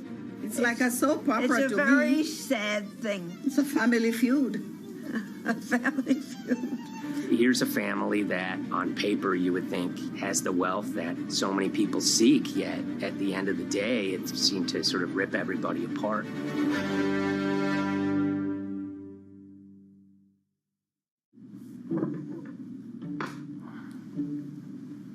My name's Tom Schoenberg. I'm a senior reporter here at Bloomberg News, cover financial enforcement. I was approached by someone close to the Schottenstein family and asked whether or not I would be interested in writing about Beverly Schottenstein and this case that she had against JP Morgan. And it was immediately clear that there was a great story here to be told. So I started just, assembling all sorts of documents that the family made available to me. That included a diary that Beverly had begun writing when she started having suspicions about what was actually going on with her money. Beverly obtained her wealth from the Schottenstein kind of retail empire that has at times included Big Lots, Value City, American Eagle Outfitters, DSW Shoes. Beverly's husband died, and at which point they sold off their portion of the company, bringing them an enormous amount of wealth at around 1990. Estimates of her wealth were around $90 million. She, for many years, had that pool of money being managed by outside advisors. Her grandsons in the late 2000s had both graduated and were becoming financial advisors. She gave them a little bit to work with, and over time, her grandson, Evan, became the trustee of her entire estate. Managing sort of family money is not a conflict. In fact, some ways in wealth management, it's kind of how you get your start. It's kind of the seed that you need to sort of get going in the business. But Beverly started having suspicions that something was wrong probably in around 2016. Well, there were suspicious things, but taken separately without everyone talking about their own experiences, it was hard to really put it together. She had written a check to her caretaker, Dawn, that bounced. So she went down to her local Chase branch to sort of find out what was going on. She wasn't getting paper statements in the mail, so she asked them to print out a number of her statements having to do with her checking account and her credit card account. So we went to the bank and asked for the statements. And she got a whole year and going through all of them, page by page by page. And it was there she saw all sorts of charges that she said she didn't authorize or didn't know about. I was becoming very, very suspicious. I was starting to look in the money part, and that's what bothered me more when I saw that money was going. And I was not a big spender. Around the same time, Dawn, she starts noticing Beverly's son, who lived in the condominium below her, came up with Evan with a shredder and started grabbing papers in her office area, including some with JP Morgan letterhead, and just started sitting at the kitchen table just shredding documents over and over. Yeah, they came in one morning. They used to do it in the back. Through the back door, and they brought the shredder inside. And then they went in the drawers in the office and took out all the papers, and they started doing it. I was very suspicious because I know you don't go around and destroying papers. Beverly said that they had done this many times before. That's when she said to me, Dawn, I'm going to write my feelings in this black book. Diary. And it's a diary, and she started writing. Each day she would write a little at a time. Around the holidays of 2018, a package had arrived, a FedEx package, and in it were materials about a venture capital fund based out of the Cayman Islands. Dawn and some other family members take a look at this, and they see that Beverly is signed up for this fund to the tune of $5 million over the course of several years. And that was really the beginning of it. That was sort of the tip of the iceberg when it became obvious that something was going on, that my grandmother really wasn't aware of this fund. Beverly started to panic. She got really upset and called, J.P. Morgan's headquarters in New York and asked for Jamie Dimon. She said she was told someone would call her back, but she says that never happened. She wrote a letter to Evan and Avi, and in there she laid out a number of things that were concerning her: unauthorized trading, the checking account. She had about $1 million worth of jewelry in a safe deposit box, and that her son Bobby had the key to that box, and that jewelry had gone missing. All this was kind of packaged in this, 5-page handwritten amendment to a will and trust. There's such an evolving narrative about why the jewelry was taken. The only truth we really know is that the jewelry is gone. But why it happened, there have been a lot of different stories. You just don't take your mother's wonderful things and hand it out. And they emailed that note to J.P. Morgan to seize all activity on her account. And it ended up setting off a firestorm after that. As soon as they got this email that there was a cease and desist and that she wanted to send her money and change brokerage firms, they were actually vacationing one floor below downstairs. They're there right now. The next day, Beverly's in her place. The granddaughter's still in her place visiting. Dawn is there, and up comes Bobby kind of barging through the door. And he's screaming about what was sent to the J.P. Morgan. They're now investigating them. And he's furious, takes his mother and sort of puts her into a chair, gets pen and paper, and she says physically forced her to write a retraction letter.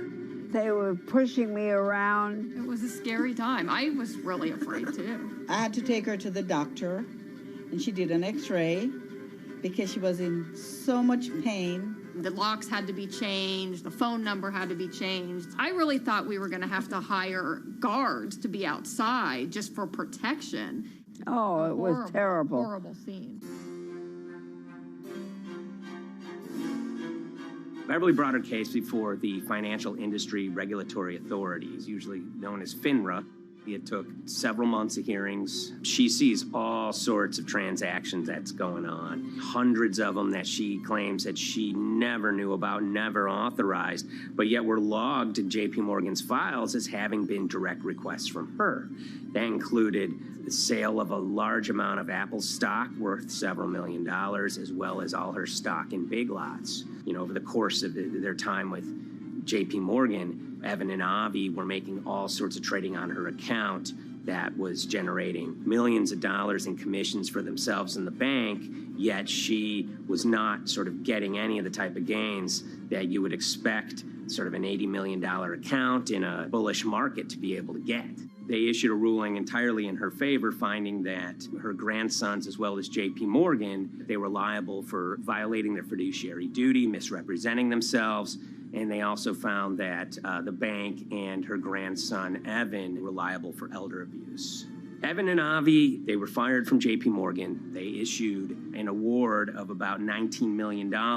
I reached out for comment, and J.P. Morgan emphasized that Evan and Avi were no longer with the firm and that their actions do not represent the sort of values of the bank. I reached out to Evan and Avi, heard back from their lawyer saying that, they disagree with the law and the facts that FINRA kind of used to decide the case against them and are seeing if they can have it withdrawn.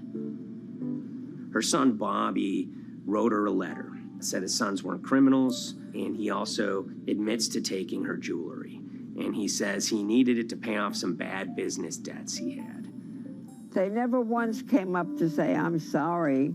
If there had been an apology and some acceptance, and asking for forgiveness from my grandmother, I don't think we'd be in the position that we are now. Since the piece came out, we've received dozens of messages from people, many of whom are telling their own sort of personal tales of, kind of financial advisors gone bad, or family members who got control of an estate and abused, those within. Seems that it's really resonated with a lot of people. I keep, hearing a lot of feedback about Beverly and how, a lot of people feel she did the right thing. You're never too old to stand up for yourself and try to right an injustice. She was adamant that she wanted to stand up for herself. But at the end of the day, they did wrong. It's a painful life lesson. You know, Beverly taught them that you don't mess with grandma.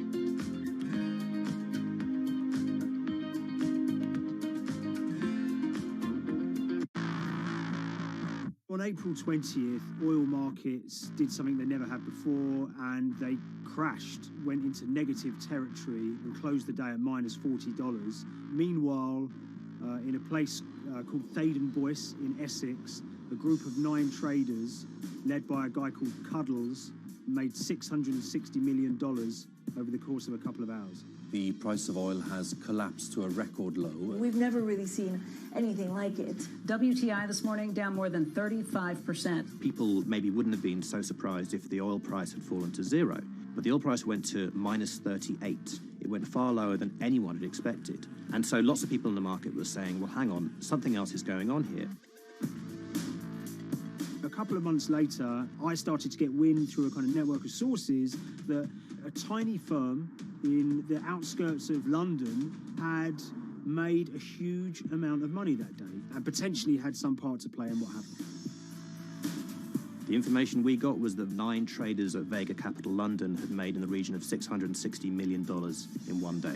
As a group, I think they made as much money in one day as Apple makes from its international sales in one day. I mean, it's an insane sum of money. Did they pull off a fantastic trade? Did they predict the way the market was moving and get it absolutely right? Or was there something else going on, and had they actually done something that breached market rules in a bid to sort of push the market? And that investigation is ongoing.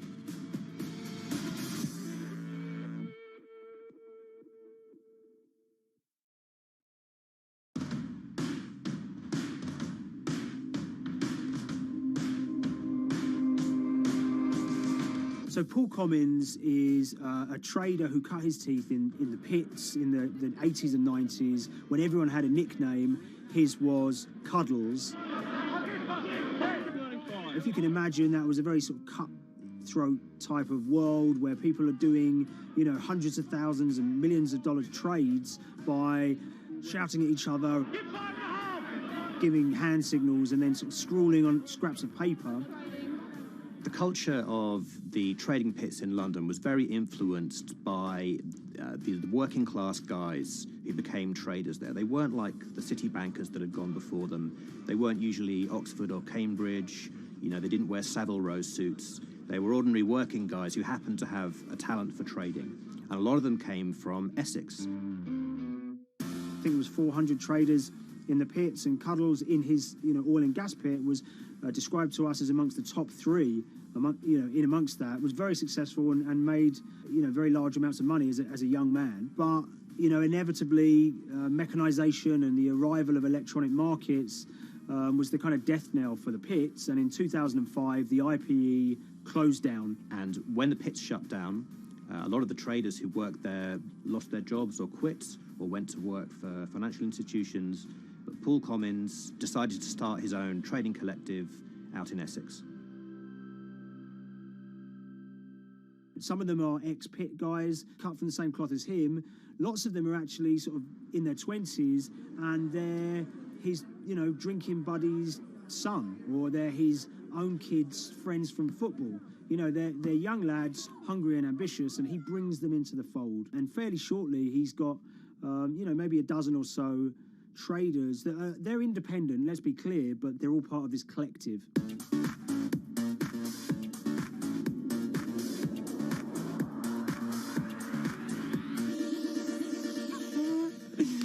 Yeah, I'll let Liam deal with Essex.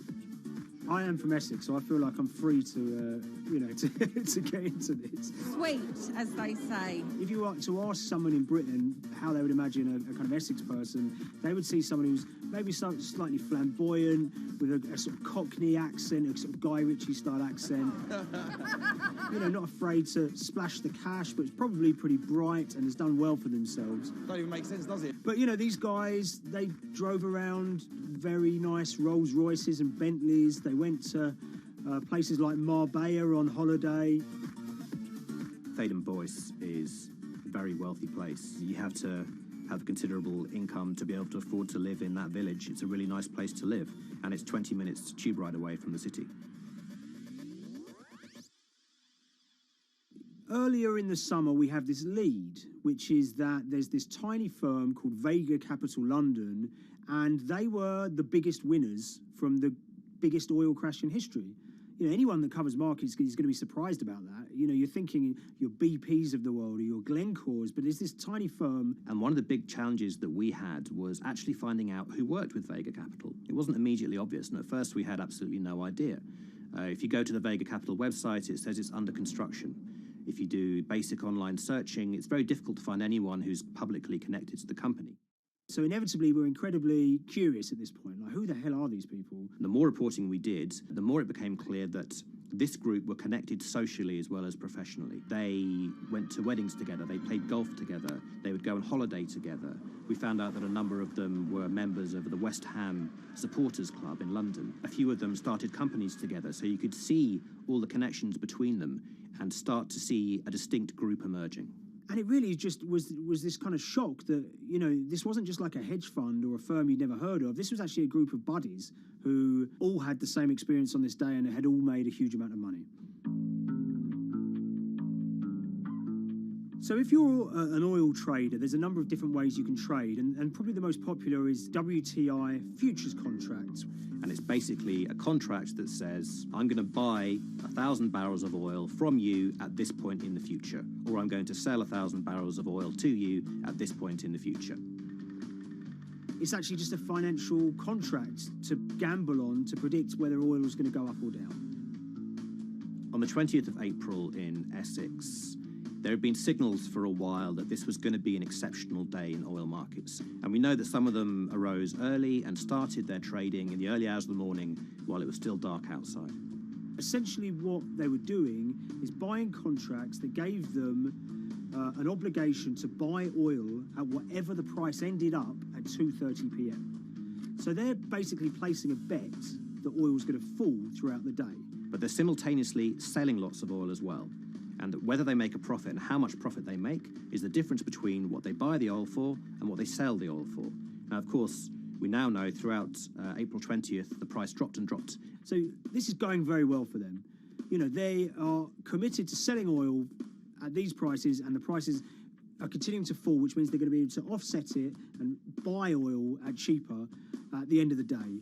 Now, once it gets to kind of 1:30, 2 p.m., that's when things start to get really interesting. Suddenly there's a kind of influx of buyers and sellers, as desperation increases in the market and trading volumes go up. Now at 2:08 p.m. exactly, something bizarre and unprecedented happened, which is that oil passes into negative territory. And it fell to a record level of minus $38. We've never seen anything like it, period, in terms of the contraction of the global economy. That huge gulf between what they were buying the oil for and what they were selling it for enabled them to make more money than they ever thought possible.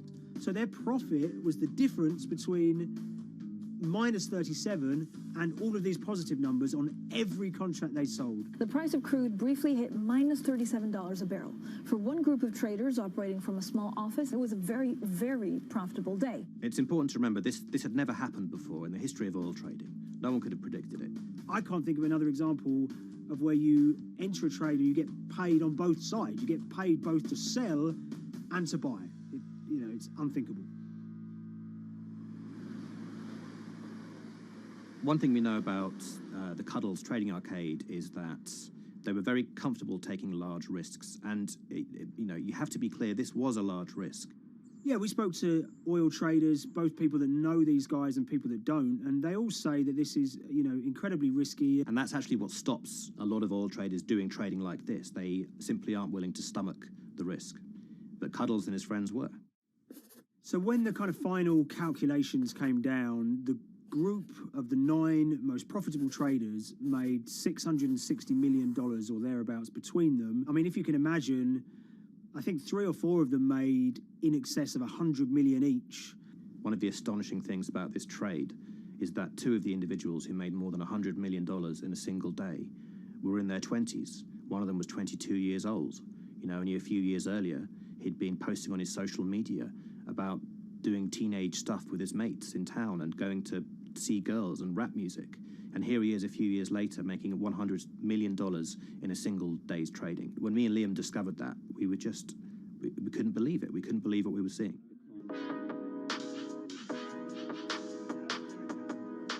Oil trading is a zero-sum game. Anytime you're making money as an oil trader, someone else is losing it. Amongst the biggest losers were the investors in this Chinese fund, Crude Oil Treasure Fund.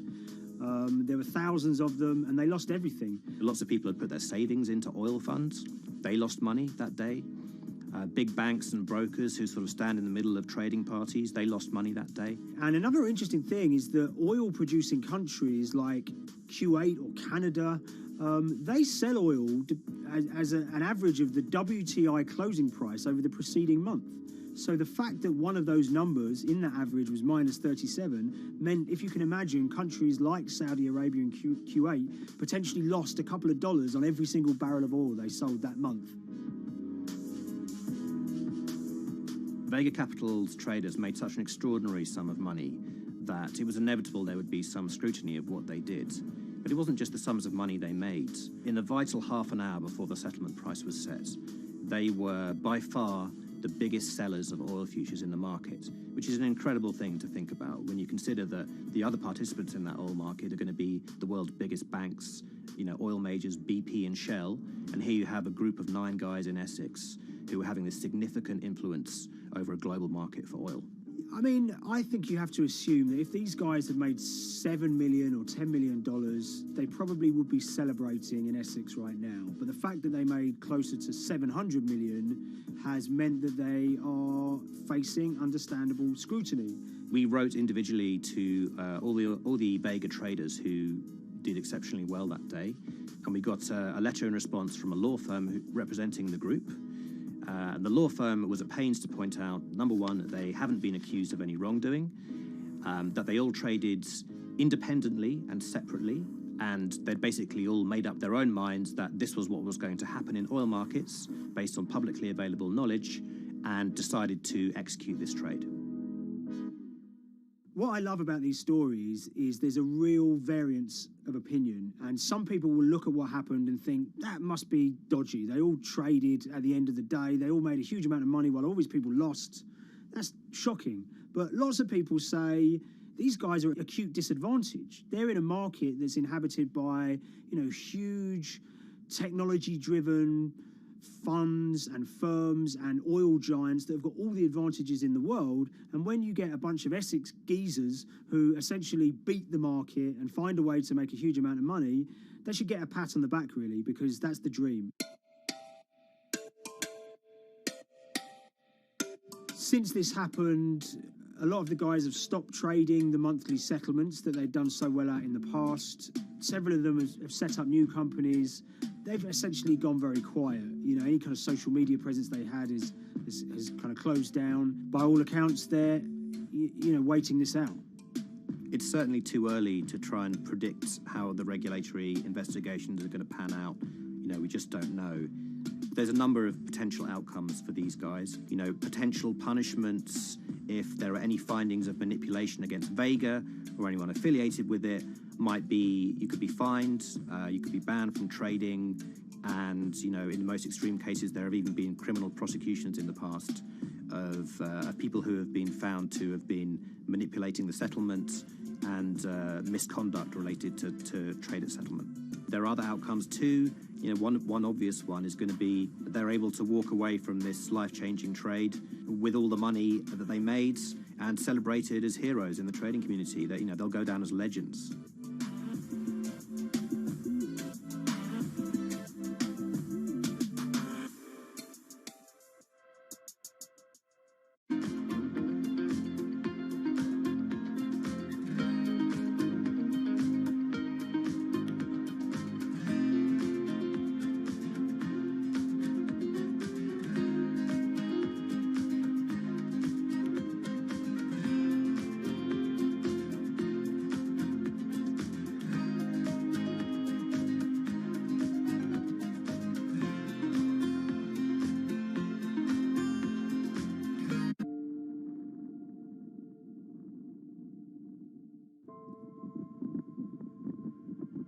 It's very important, given the nature of the climate crisis right now, for the general public to have an understanding of what progress is or is not actually happening.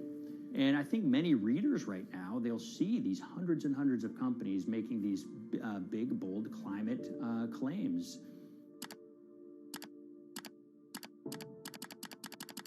And they would be forgiven to think that, you know, we're well on our way to meeting the emission reduction trajectory we need to be on. And the reality of the matter is we're just not on that trajectory. And a key reason for this sort of disconnect is the use of offsets that aren't doing what they claim to be doing. We have a massive potential for sort of willful blindness. We can convince ourselves of things regardless of what the facts are. And so that's what tends to happen in these cases. It's not that anybody is setting out to commit climate fraud. They sort of walk themselves into a situation and they convince themselves of one thing, and that allows them to convince themselves of another thing. But at the end of the day, they're doing something that makes no sense at all.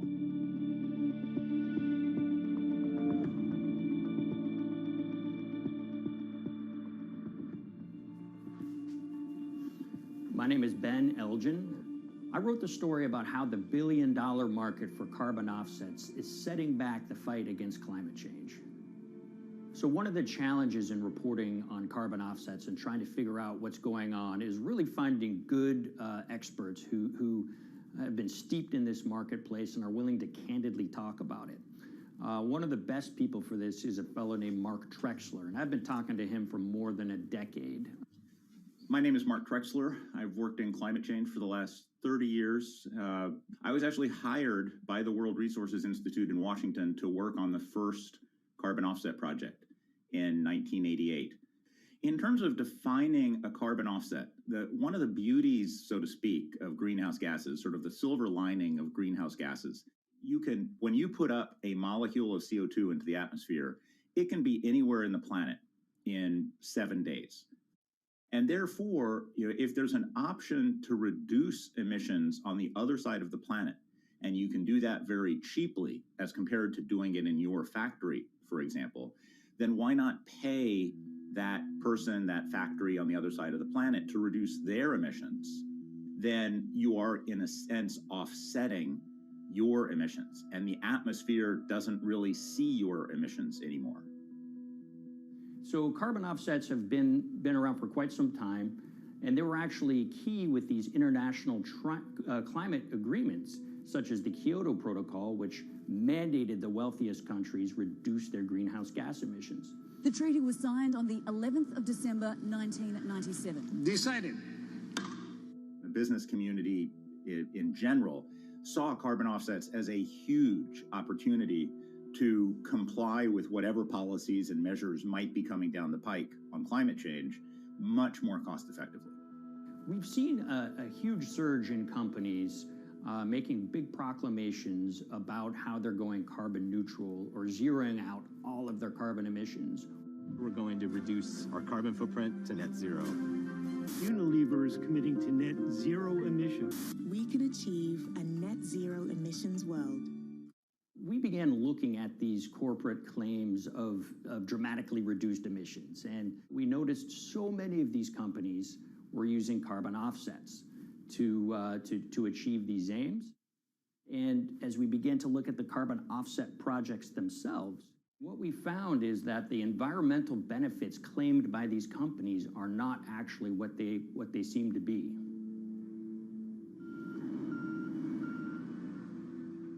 And as we sort of saw and spotted a number of these very aggressive carbon offset projects, which appeared to be generating inflated credits or bogus credits, we saw a number of them were associated with the Nature Conservancy.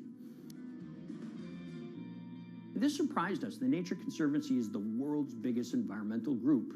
They have about $1 billion a year in revenues, and they've been around for 7 decades. They've preserved about 125 million acres of land, and they've done so many good works over the years, and they've been very strong in terms of working with corporate partners. The Nature Conservancy has taken a different approach, a very pragmatic and pro-business approach. They will not go out and criticize a big polluter, but they're very happy to work with them.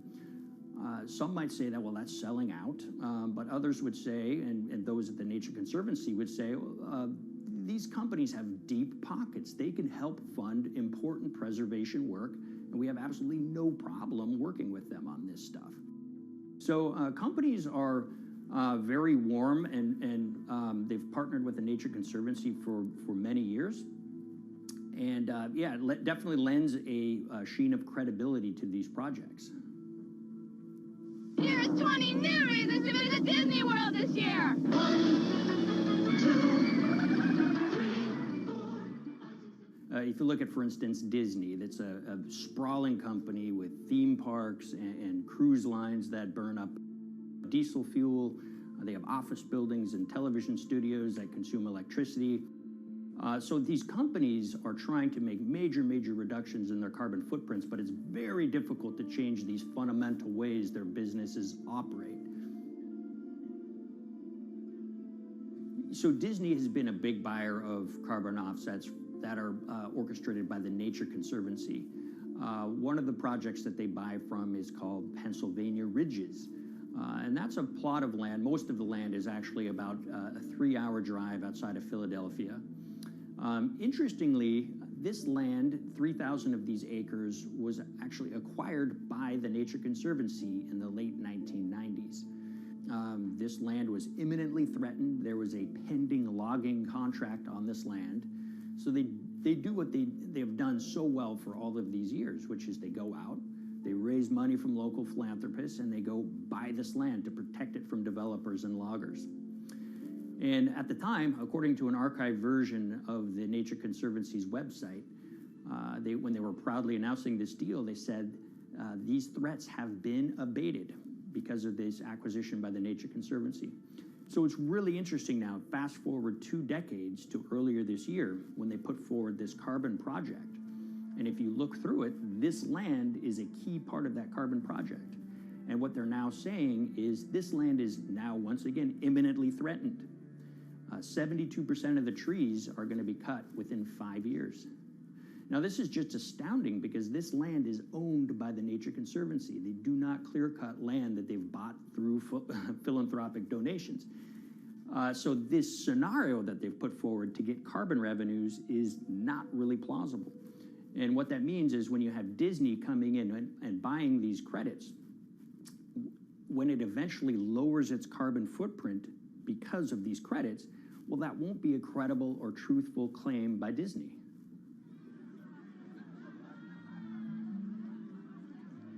So this is an organization that truly understands the threat of the issue of climate change and is wanting to do its part to address this. However, in this situation, it just appears their drive, which they've had for decades, to increase the amount of revenues that it can use for land preservation work. Nature Conservancy and many others see that the carbon credits as a pot of money that they can tap into to further their own benevolent aims. But unfortunately, what this has resulted in is claims of climate progress that just aren't really happening. So the Nature Conservancy defends vigorously these deals, and they and others will say, look, our projects are just following the rules that these registries set up. So some would also put some of the blame on the registries themselves because they're setting up the rules which allow these vapid projects to get up and sold. So we've reached out to all of the companies we mentioned in this story, including Disney. They didn't want to be interviewed for this story, but they all told us that, look, we have to rely on the experts out there, and those experts, they say, are these carbon registries that have been set up. Most of these Nature Conservancy deals are set up and sold on this exchange. It's called the American Carbon Registry. Now, it's the oldest of these registries that allow voluntary carbon credits to be sold. They've been around since 1996. What these offset registries do is they set up rules, and any carbon offset project has to follow those rules. But there's this tension that's always there. If the rules are too strict, then it's going to be very hard for carbon offset projects to get up and running. So there's this balance going on where the registries want rules that attract projects, but they don't want it to be so strict where it will disincentivize projects from getting listed. One of the challenges with designing carbon offset systems is that there are normally two people at the table. You have buyers and you have sellers. And to some extent, you have policymakers, but you know, the buyers and the sellers are really the ones with the expertise, with the incentive to really participate hard, make a lot of things happen. And the challenge there is that both of them sort of want the same thing, or they're both happy with the same thing. They're happy with low-cost offsets and a lot of them, because that works for their business model. You end up, though, with nobody really representing the atmosphere, so to speak. Nobody's really representing the climate in those discussions. And so the policies end up biasing the whole system, and you end up in sort of a race to the bottom, and that's what we've seen happen. You know, when it comes specifically to the topic of carbon offsets, you know, I am a fan of carbon offsets in the sense that they can help mitigate climate change. They absolutely can. But, you know, if we're not going to do it correctly in a way that actually does help mitigate climate change, then it's nothing but a distraction. And, you know, after 30 years, you have to start wondering, is it really just a distraction? And that's really unfortunate, but that's where we are. Ultimately, what needs to happen is systemic change. You know, we're sort of nibbling around the edges with some of these different things. We need to change how we produce energy. We need to change how we transport ourselves. We need to change what and how we eat. You know, we need systemic change associated with transitioning to a low carbon economy. A lot of what we're doing today is not promoting systemic change. It's sort of trying to stick your thumb in the dike to preserve the current system. And at the end of the day, that can't really work.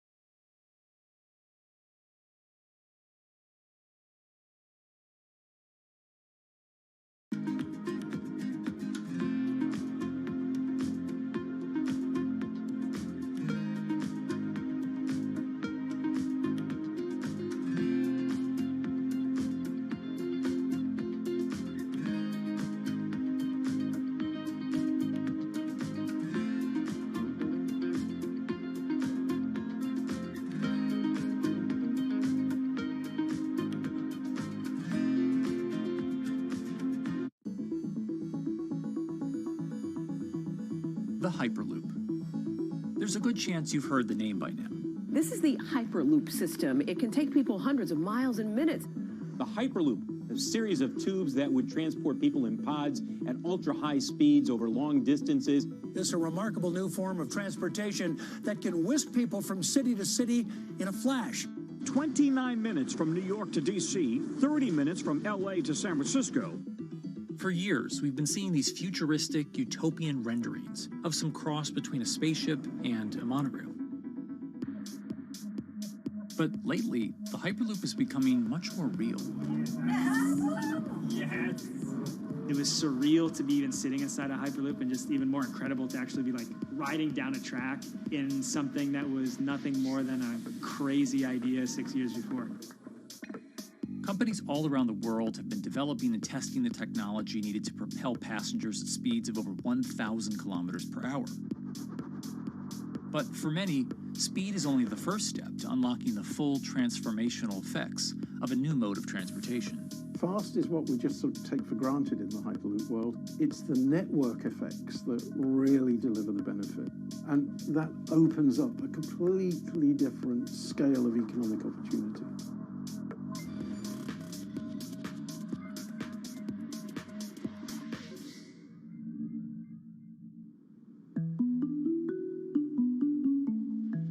We've got planes, trains, automobiles, and boats for getting around Earth. But what if there was a fifth mode? And I have a name for it, which is called the Hyperloop. The Hyperloop? Hyperloop, yeah. In 2013, while riding high on the growing success of Tesla and SpaceX, entrepreneur Elon Musk released a white paper outlining the basic framework of the technology he called Hyperloop. The basic idea goes a little something like this. A tube reduces the air pressure to a near vacuum-like environment. A Hyperloop pod is then suspended in the tube, usually by magnetic levitation. The whole pod can then be propelled forward. Because there's no traditional friction sources like air resistance or rolling friction that would push back against the pod, the Hyperloop is able to move at incredibly high speeds and do so fairly efficiently. Despite its futuristic name, however, the general concept behind Hyperloop is actually pretty old. In fact, New York City's first attempt at an underground public transit system in the 1870s was based on a similar principle.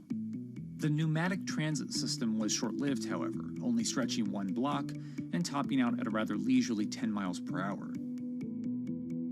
While Elon would make some 21st century improvements to this concept and bestow a very 21st century name, he wouldn't end up pursuing the technology itself, instead electing to focus his efforts on something a little bit deeper, literally digging the requisite tunnels via his boring company.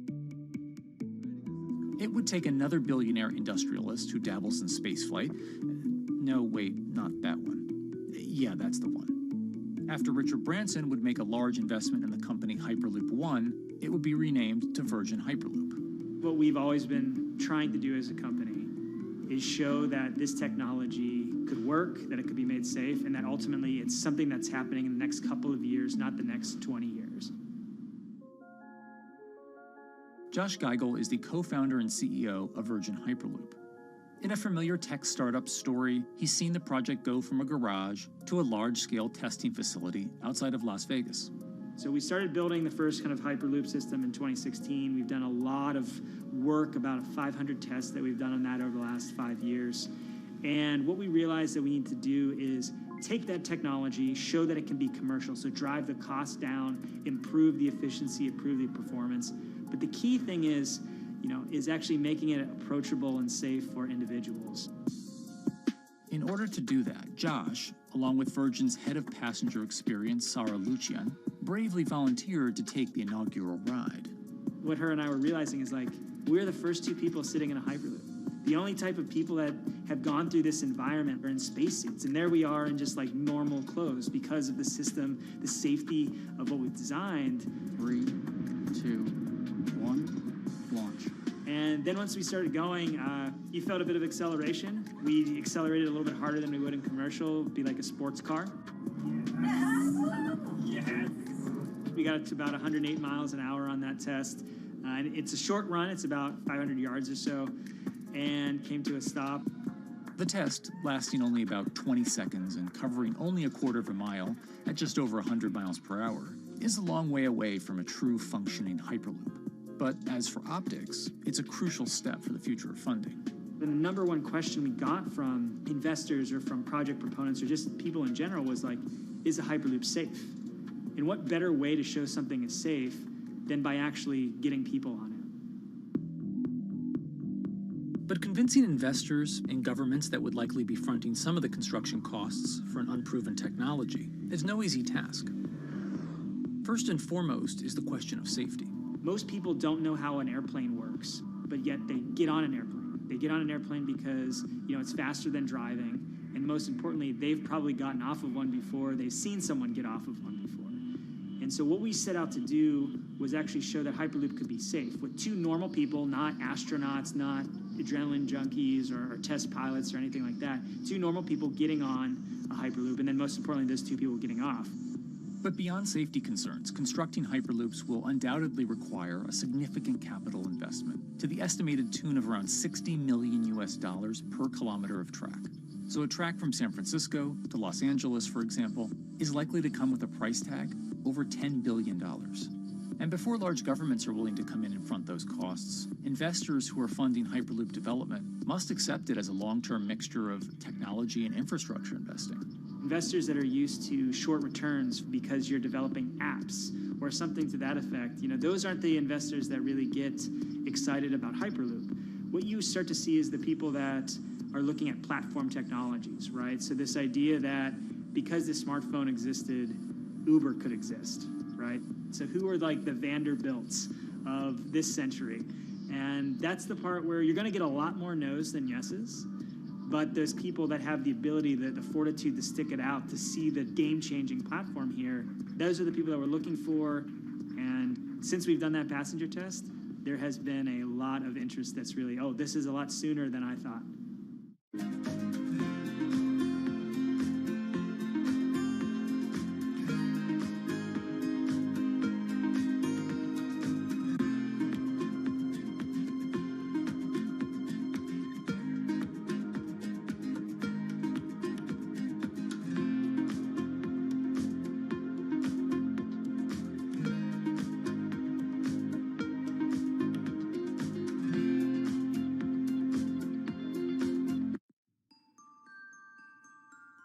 Envisioning the ripple effects of what Hyperloop could achieve, though, is fairly challenging at this stage of development.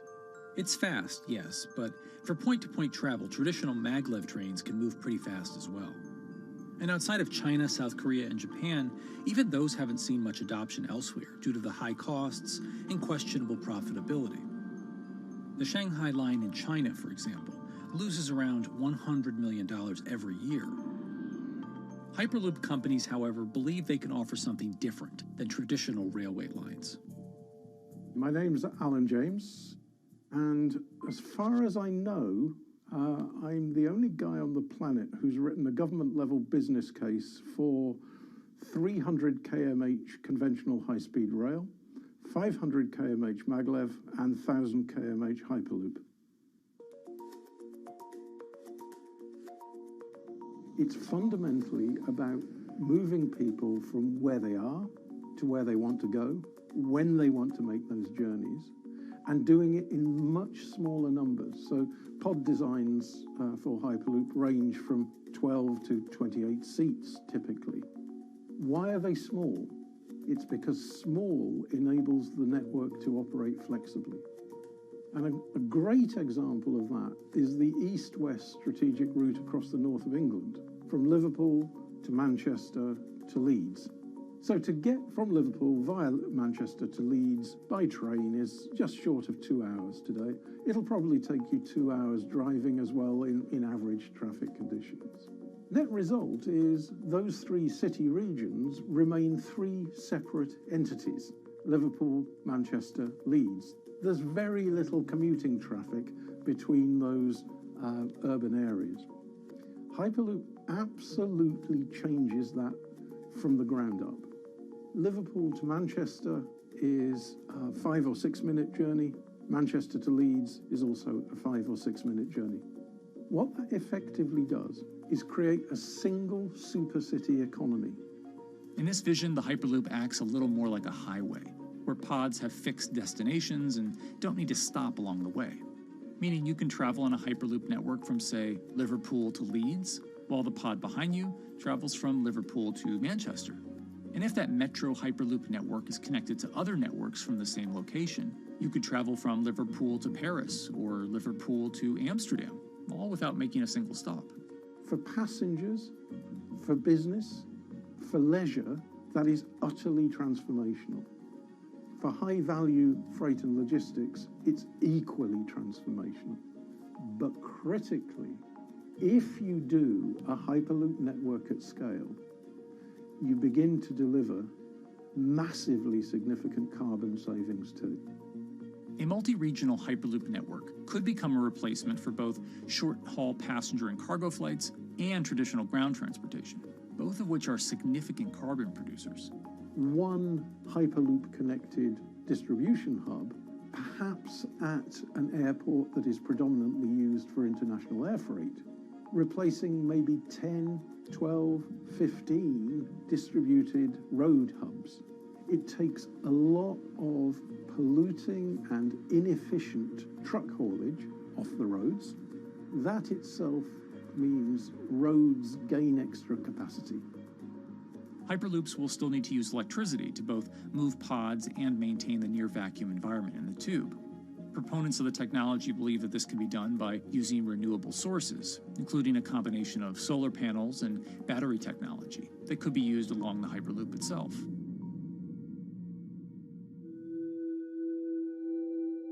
But even with all multipliers of time and carbon emission savings that a Hyperloop network may provide, the investment capital required to actually build such a network becomes even more economically and politically daunting. Committing doesn't mean spending billions on day one. Committing means, how do we phase it?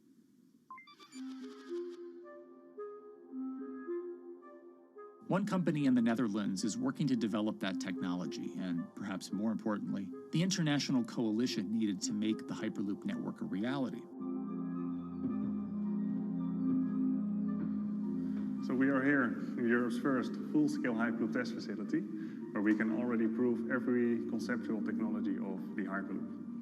This is Tim Houter, a co-founder and CEO of Hart Hyperloop, headquartered in the city of Delft. And while this testing tube might not seem as large as others, inside is a key technology to create the on- and off-ramp type infrastructure of a Hyperloop network. That is, a lane switch. That's something we can already test here. You can actually see it here, that the track is diverging from one track into two. That makes it possible to eventually split up the Hyperloop track in two sections. And in that sense, you can create a complete Hyperloop network that in the end will make it possible to travel, for example, over a whole continent. Take Europe, for example, with the same ease as you can now travel with a metro in a city. The nice thing about this magnetic levitation system that we've developed is that there's absolutely zero moving components in the track. So for example, if you have to do a lane switch, all you do is that the tube basically splits up, and statically the tracks also split up. And whenever the vehicle enters a switch, it either pulls itself to the right with its magnets, or it pulls itself to the left with its magnets.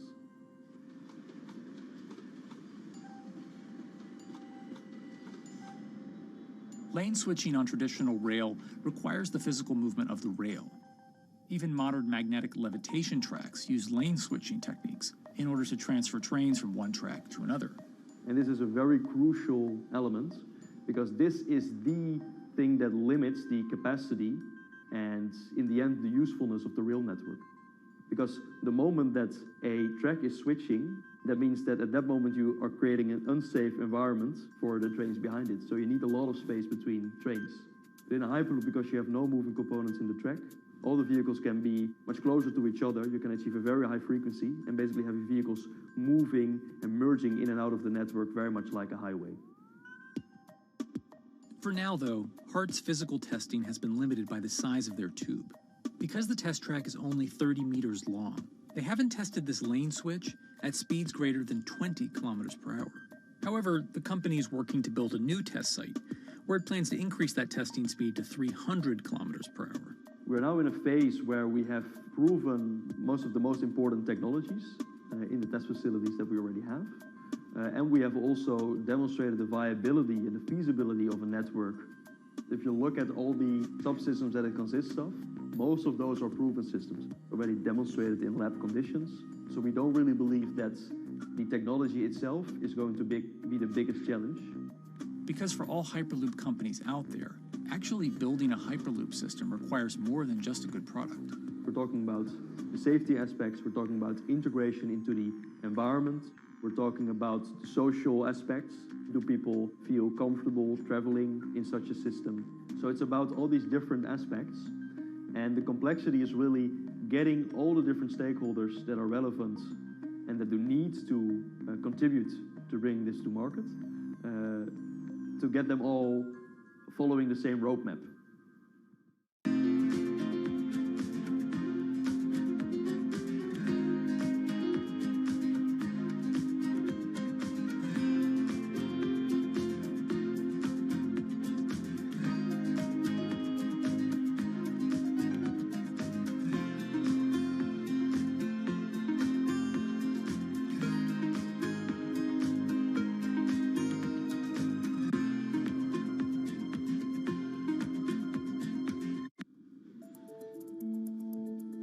In order to help build this coalition of private and public interest in Hyperloop development, HART in 2018 partnered with other Hyperloop companies from Europe and Canada.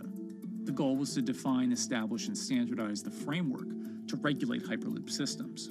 Right now we are working with all the Hyperloop developers together in setting up the first, let's say, structure for starting the standards drafting.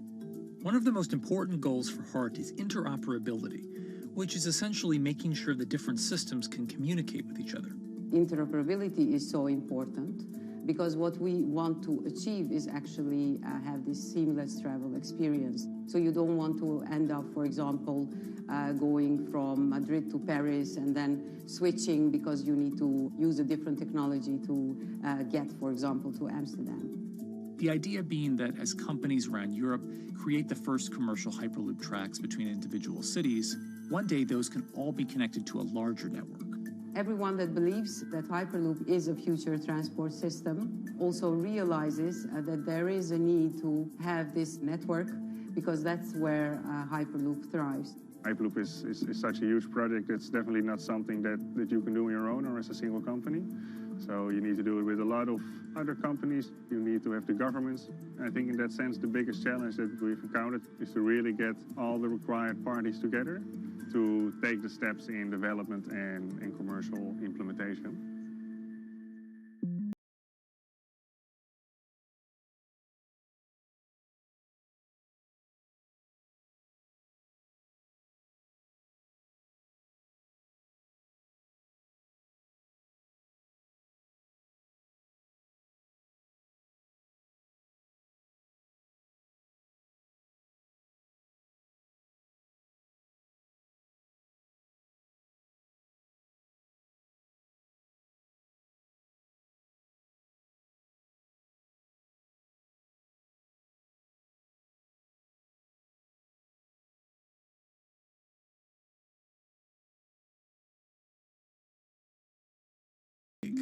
The idea that there's multiple Hyperloop companies, I think, is a redeeming aspect in the business.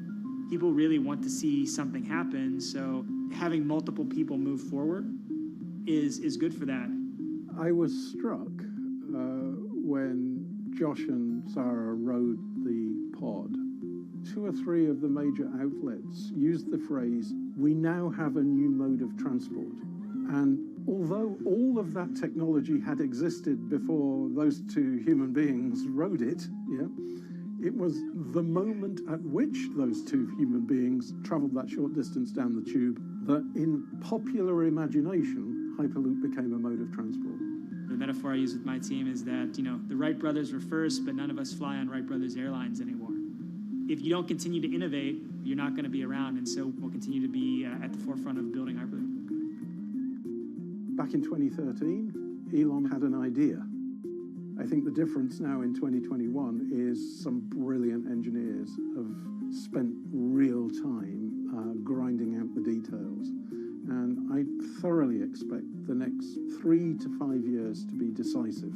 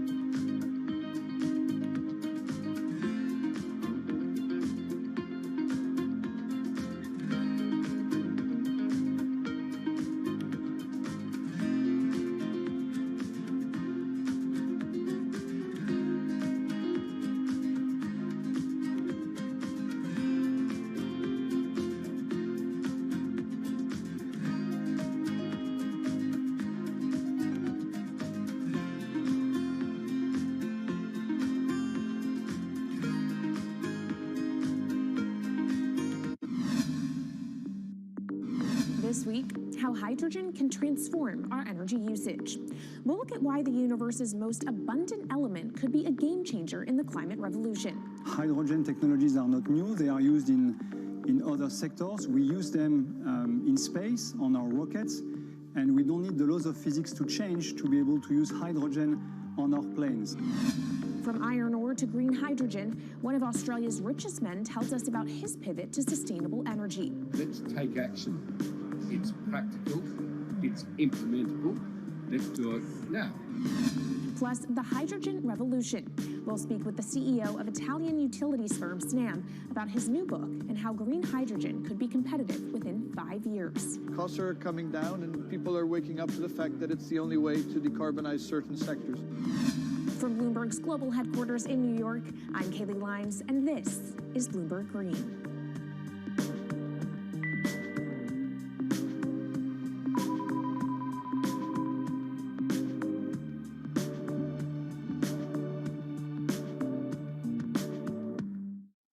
It's a new year, so here at Bloomberg Green, we're highlighting new solutions in the fight against climate change.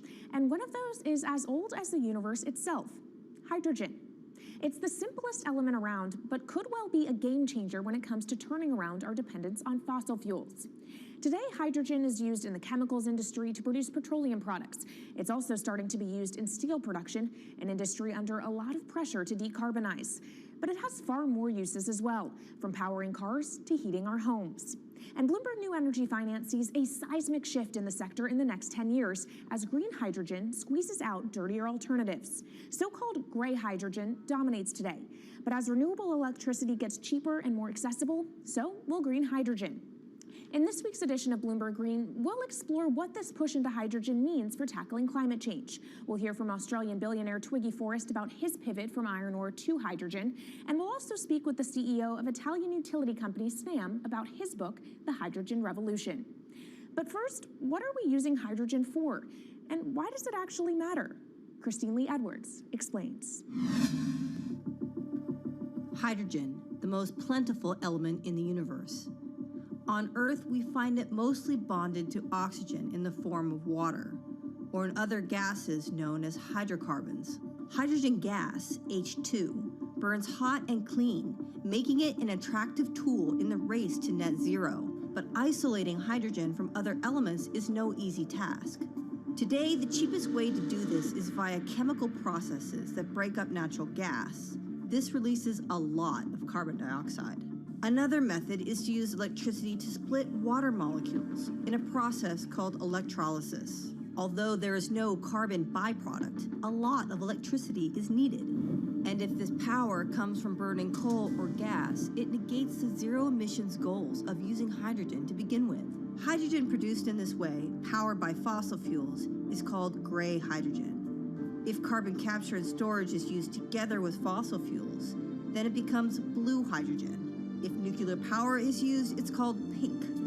And finally, green hydrogen is when it's produced via electrolysis and powered from renewable sources. This method is considered emissions-free. It's predicted that by the early 2030s, H2 made from renewables will be cheaper than that made from fossil fuels. But that hinges on the cost of electrolysis declining, which will be achieved through larger projects and an expansion of manufacturing. To be clear, vast amounts of H2 are already used today. Global production in 2018 totaled 117 million metric tons. This hydrogen is mostly used for its chemical properties, not as a source of energy, and very little of it is clean. Some sectors like steel could start using hydrogen for these chemical properties, replacing coal. Industries like cement and glass may also use hydrogen as a source of heat. Another advantage is its energy storage potential. It can be stored over long periods of time and used when more power needs to be added to the grid.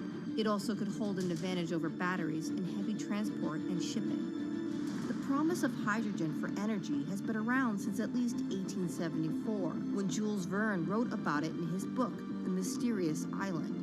But the future of hydrogen will depend on policy. Countries with net zero targets, carbon pricing, and hydrogen strategies with investment mechanisms are likely to see the highest H2 demand.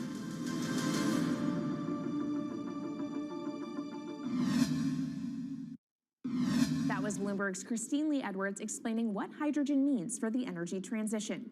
But how are businesses approaching the sector? Well, one of Australia's richest men is making a big play into hydrogen. Andrew Forrest, better known as Twiggy, made his fortune from iron ore, being the chairman, former CEO, and major shareholder in Fortescue Metals, one of the world's biggest miners. But after having made over $10 billion in profit from the metal in the last fiscal year, Twiggy wants to transform Fortescue into a clean energy company. He's been scouring the planet in search of investment opportunities in hydrogen and renewables. The firm plans to allocate up to 10% of its annual profits for green energy investments and is exploring projects across the globe, from Indonesia to Argentina. Francine Lacqua caught up with Twiggy Forrest. There's only one type of clean hydrogen, all the rest is dirty. Yeah. That is green. If you just say green hydrogen is clean, the rest is dirty, then you've actually nailed it. And, you know, anyone else who produces any other rubbish, any other argument, just look them there and say, why is global warming accelerating if anything you're saying is true? And then you'll know, actually, it's greenwashing. Yeah, but there's a lot of greenwashing because I keep on being told it's a transition. We can't just, make the transition at a click of a finger. So what are we doing wrong? What can we do better? I don't remember the personal computer having to transition the typewriter. I really don't remember that. I don't remember the smartphone having to transition the pocket calculator and the old landline. You know, its transition line is complete rubbish. The lie got put to it 2 days ago when JCB, a really loved British company, every right for the country to be proud of JCB, and Fortescue, holding a bit of a similar reputation, fantastic track record, everyone's done super well from Fortescue, huge balance sheet, super strong. When those two companies got together and agreed a $7 to $9 billion US agreement per annum, right, then that's a real wake-up call to say, hang on, green hydrogen is obviously commercial now. You know, every other form of fossil fuel hydrogen, you know, it can compete with it on price, it can probably lose on price, but what we know, it is cooking the planet. And only green hydrogen, zero methane, zero carbon in the supply chain. Don't worry about the molecules in the supply chain. But at the moment, we're not even phasing out coal, if you look at the G20 communique. So we have a long way to go to talk about only using green hydrogen.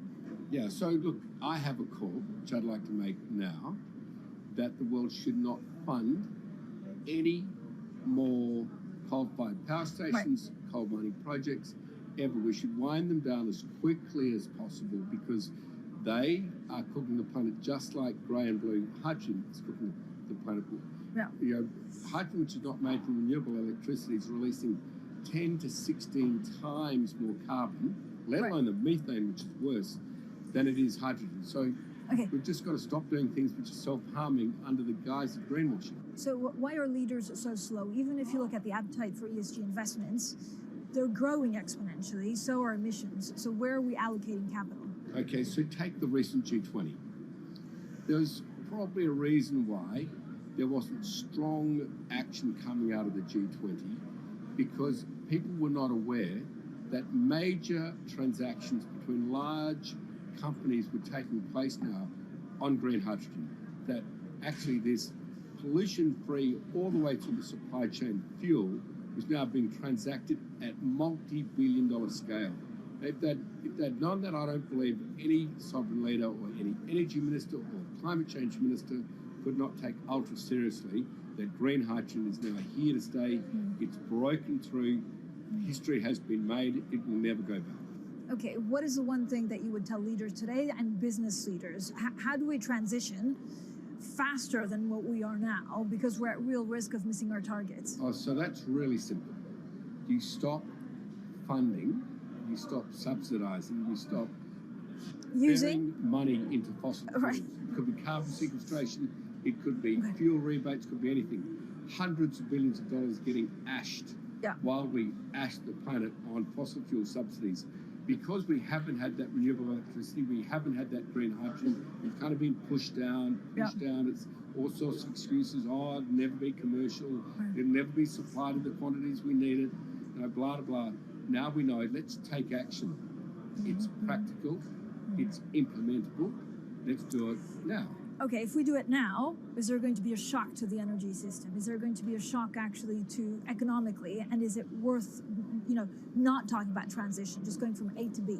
Yeah, it's a fantastic question. A to B is the solution. Let fossil fuels do what fossil fuels do. Just burn their coal, burn their oil, burn their gas. At least they're pumping up carbon and methane into the atmosphere, honestly. Well, not that honest, because they don't measure methane, which is 90 times worse than carbon. But at least the carbon is being done honestly. Encourage the green hydrogen sector to come in really fast. Okay, it's there. There's renewable power all over the world. We now know how to make electrolyzers much cheaper, like 25% of the original cost. We know how to do that now. We don't have an excuse to get into it. Does it need to be cheaper than oil and fossil fuel for it to be viable worldwide? Well, right now it is. Okay, so let's just swallow that bit of financial data. Right now it is cheaper, and it's getting more cheap. It's the only fuel which is declining in value. You don't have enough of it, right, to power the world. Yes. That's only because we haven't had policies to support it. If we had policies to support it 5-10 years ago, it would be everywhere. You'd see the global warming budget start to come down. Yeah. Now, we've got 5 or 10 years to make a huge difference. I need policy leaders all over the world to appreciate now, okay, big business is transacting with green hydrogen in multi-billion-dollar agreements. Right. We now know it's here and it's here to stay. Let's spread it everywhere. Coming up on the program, the hydrogen revolution. We'll speak with the CEO of Italian utility firm Snam about his new book and why he thinks green hydrogen will be competitive in just 5 years. Plus, how are airlines working to become more sustainable? We'll look at how Airbus plans to step up in the climate fight. This is Bloomberg Green.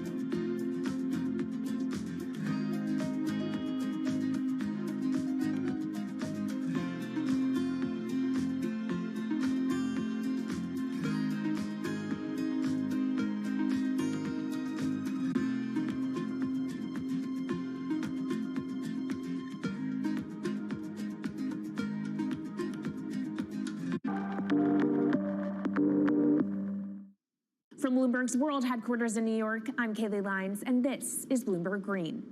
What will the world look like in 2050? Will global temperatures have stabilized, electric vehicles be abundant, and solar and wind power homes around the world? According to Marco Alvera, the CEO of Italian energy company Snam, that vision of the future could be a reality. And he says that hydrogen will pave its way. As he tells it in his new book, The Hydrogen Revolution, Alvera's moment of reckoning came in November 2018 when he tasked the Snam Scenarios team with studying how Europe could reduce its CO2 emissions to zero by 2050. Looking through the results of the study, Alvera said he was struck by how much hydrogen was in Europe's energy mix by that year. Beyond the abundance of hydrogen, the SNAM model also predicted that it would be the cheapest form of decarbonized energy for many sectors, and that it could be cheaper than today's prices for oil, coal, and nuclear power. Our Maria Tadeo spoke with Alvera at COP26. It's happening all very fast. We see the cost of hydrogen coming down a lot. Hydrogen will play a big role in the energy mix. I don't know if it's going to be 15 or 25% of a fully decarbonized energy system, but it's going to be big. Costs are coming down, and people are waking up to the fact that it's the only way to decarbonize certain sectors, the so-called hard-to-abate sectors. And you say it's the only way and the costs are coming down. Where do you see prices moving? Because a lot of the reticence at times has to do with the pricing, that some argue, well, it's still not the cheapest option on the market. So when I was first working in hydrogen in 2004, it was costing $1,000 per megawatt hour. 2010, $600. Today, $100, and we see it going down to $50 in 5 years' time, and to going down to $25 per megawatt hour in the next 10 years or so, which is a quarter of where it is today. That's really because renewable energy, and we're talking green hydrogen here, renewable energy costs are falling, but the cost of making the electrolyzer, which is the kit that you use to convert solar or wind energy and water into hydrogen, the cost of this kit is falling a lot because it doesn't really exist on an industrial scale. So as we build up capacity, we industrialize it, we standardize it, and we squeeze costs out. That's really the cost trajectory. And for that, of course, you need demand, however, for governments and also institutions to kind of buy into this idea that it is the future and we want to invest and create infrastructure. What are they telling you? When you speak to governments, when you speak to officials, are they keen on this? They're very keen. So the Department of Energy shares our view in the States of getting to below $1 a kilo, which is $25 a megawatt hour. The European Union has a hydrogen strategy, which is very clear, and several member states have the same. Chile wants to export a lot of hydrogen. China's big on hydrogen. Australia is very big on hydrogen. Japan is blending already hydrogen. So I would say the world is now really focused on this because it's the only way to store energy for a long period of time economically is to convert it into either a liquid or a gas.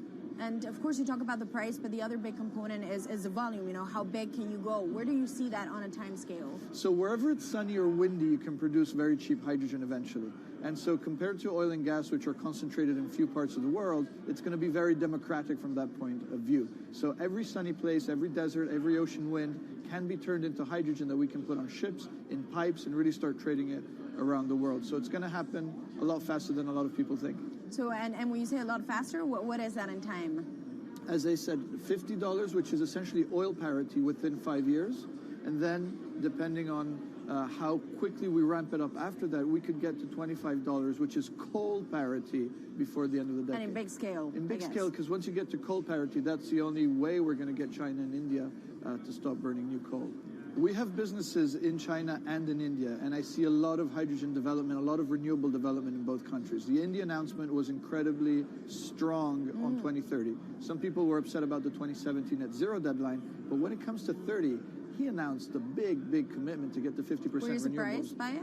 I was surprised that they would make it so explicit, and even the net zero is a big thing for them. And so I think it will happen faster than 2070 because of the falling cost of renewable and hydrogen. India's burning 80 gigawatt of oil, of diesel, to keep the lights on. So there's an immediate opportunity there, and we're very interested in working with that country. And with regards to China, perhaps the fact that we haven't really seen them active, I guess the diplomats are working on this, but we haven't really seen the leadership. It's going to be technology, it's going to be industry. I think China has committed to a net zero, which is very important. At the G20, China was clearly behind the 1.5 degrees. So I think a lot has been achieved between the G20 and COP, and I think what's really important is to see in the coming years how quick. It's in our hands to make part of this happen in 5 years, or it could otherwise happen in 15, 20 years. It's about building the project. The capital is there.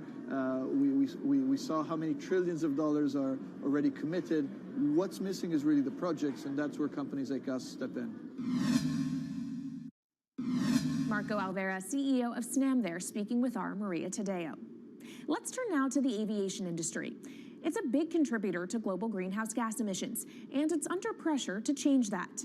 In October, the International Air Transport Association, a trade body representing airlines, approved a target of achieving net zero emissions by 2050. To achieve that, many airlines in the US and Europe are looking to buy sustainable aviation fuel made from renewable sources like used vegetable oil. Initiatives like these are pushing plane makers to come up with some radical new aircraft that will eventually cater to our growing appetite for travel without hurting the environment. We took a look at how Airbus, the world's #2 aircraft manufacturer, is stepping up to the challenge. How long until we can fly emission-free? Airbus says it's more confident by the day it can be done by its 2035 target. Airbus's CEO spoke about its ambitions for hydrogen-powered planes at the company's summit in France. The physics works. Hydrogen technologies are not new. They are used in other sectors. We use them in space on our rockets, and we don't need the laws of physics to change to be able to use hydrogen on our planes. So every day we become more confident, but we think we need to have a plane, we need to have the right fuels, the hydrogen available in the right quantity at the right place at the right time, and we need the regulations to be ready. So we really need the work and the collaboration of many people around the globe to make it happen on time. But it could be a long wait until green passenger jets go mainstream. Larger aircraft with more than 150 seats are not expected to feature globally until about 2050. That means manufacturers and airlines today are under growing pressure to ramp up short-term innovations to cut their carbon. In the long term, meeting the ambitious plans for so-called green hydrogen means building a giant industry almost from scratch. To make that happen, British airline EasyJet is among those saying governments need to get involved and fast. Aviation's emissions over the last 3 decades leading up to the pandemic grew by about 80% to over 1 gigaton, and that's projected to double by 2050. According to Bloomberg NEF, about half of the airlines with the largest global market share have set net zero targets by that same date, nearly 3 decades away. Coming up, from blue sky projects to the bottom line. We'll speak with our Bloomberg NEF expert Meredith Annex and dig into their models about how hydrogen fits into the future energy mix. This is Bloomberg Green.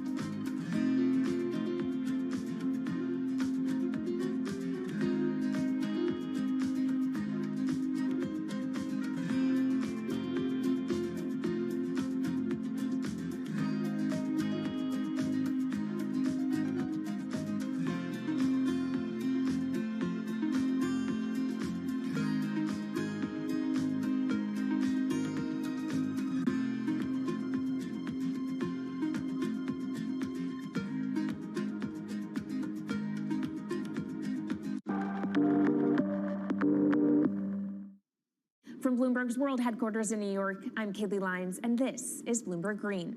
Now let's bring in Meredith Annex, our Bloomberg NEF hydrogen specialist, to talk more about how hydrogen could change the energy landscape. So Meredith, what place do you think hydrogen is likely to have in the future energy mix globally? Hydrogen's this incredible solution for us as we look to decarbonize because it's a perfect solution in areas that are hard to electrify. So where we like to think about hydrogen playing a role, it's in things like heavy industry, especially where you need a feedstock as well as energy source. and in things like dispatchable power, long-haul transport, maybe even shipping and aviation. That sounds great that it can be used for such diverse industries. At the end of the day, though, how much is this going to cost? Well, that's the amazing thing about hydrogen, because depending on how you make it, it can actually see significant cost declines in the future.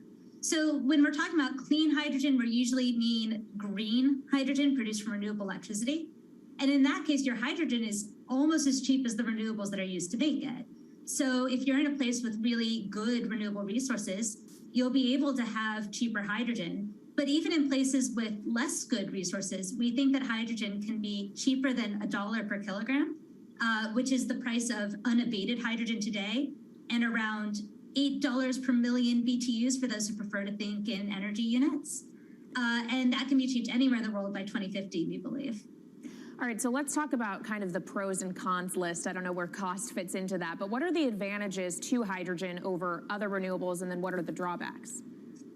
Yeah, main advantage is the fact that hydrogen can serve roles that electrons struggle with. And that's things like seasonal storage, for instance, or just anything where you need storability, where electrons are harder to store, hydrogen is going to be easier. That also leads to a downside, though, because hydrogen is less energy dense than the usual things that we use for storable energy today, like coal or oil or natural gas. So you will need more volume of storage to handle the same amount of energy.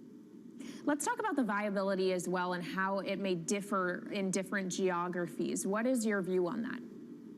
Yeah, so for green hydrogen, again, from renewable electricity, really places with the best renewable resources, things like Latin America or the Middle East, even Southern Europe, have really, really good potential for producing hydrogen. And then when you're looking at blue hydrogen, which is produced from natural gas or coal with carbon capture and storage, we do see that becoming more expensive than green hydrogen in the future, especially as renewable electricity costs come down. But that can be a viable option in places like the US Gulf Coast or Russia, where you've got good geological storage for the carbon, as well as ample natural gas that's quite cheap. All right, great breakdown. Thank you so much to our Meredith Annex, our Bloomberg NEF hydrogen specialist. And of course, you can get more from the Bloomberg NEF team on the terminal and online. And they've recently done a podcast called Hydrogen 101 as part of its Switched On series. So from iron ore titans pivoting to cleaner energy to talk of a hydrogen revolution, that's it from this week's edition of Bloomberg Green. We'll be back next week with a deep dive into the state of electric vehicles. And you can keep the conversation going by following us on YouTube, Instagram, and Twitter @Climate. I'm Kaylee Lyons from Bloomberg's World Headquarters in New York, and this is Bloomberg Green.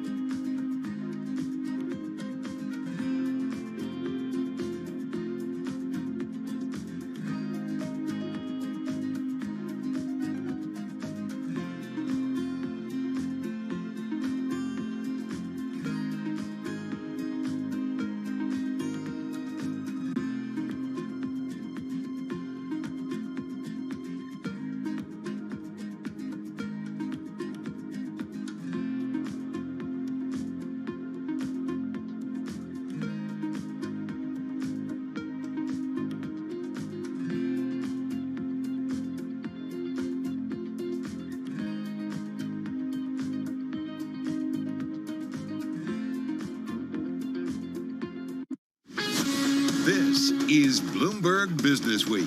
Insight from the reporters and editors who bring you America's most trusted business magazine. Plus, global business, finance, and tech news as it happens. Bloomberg Business Week with Carol Masser and Bloomberg Quick Takes Tim Stenovic on Bloomberg Radio. And very good afternoon, everybody. Live from the Bloomberg Interactive Brokers studio. We are streaming on YouTube. We are also on Bloomberg Quick Take. And yep, it's a Wednesday. It's November 9th, the day after the midterms.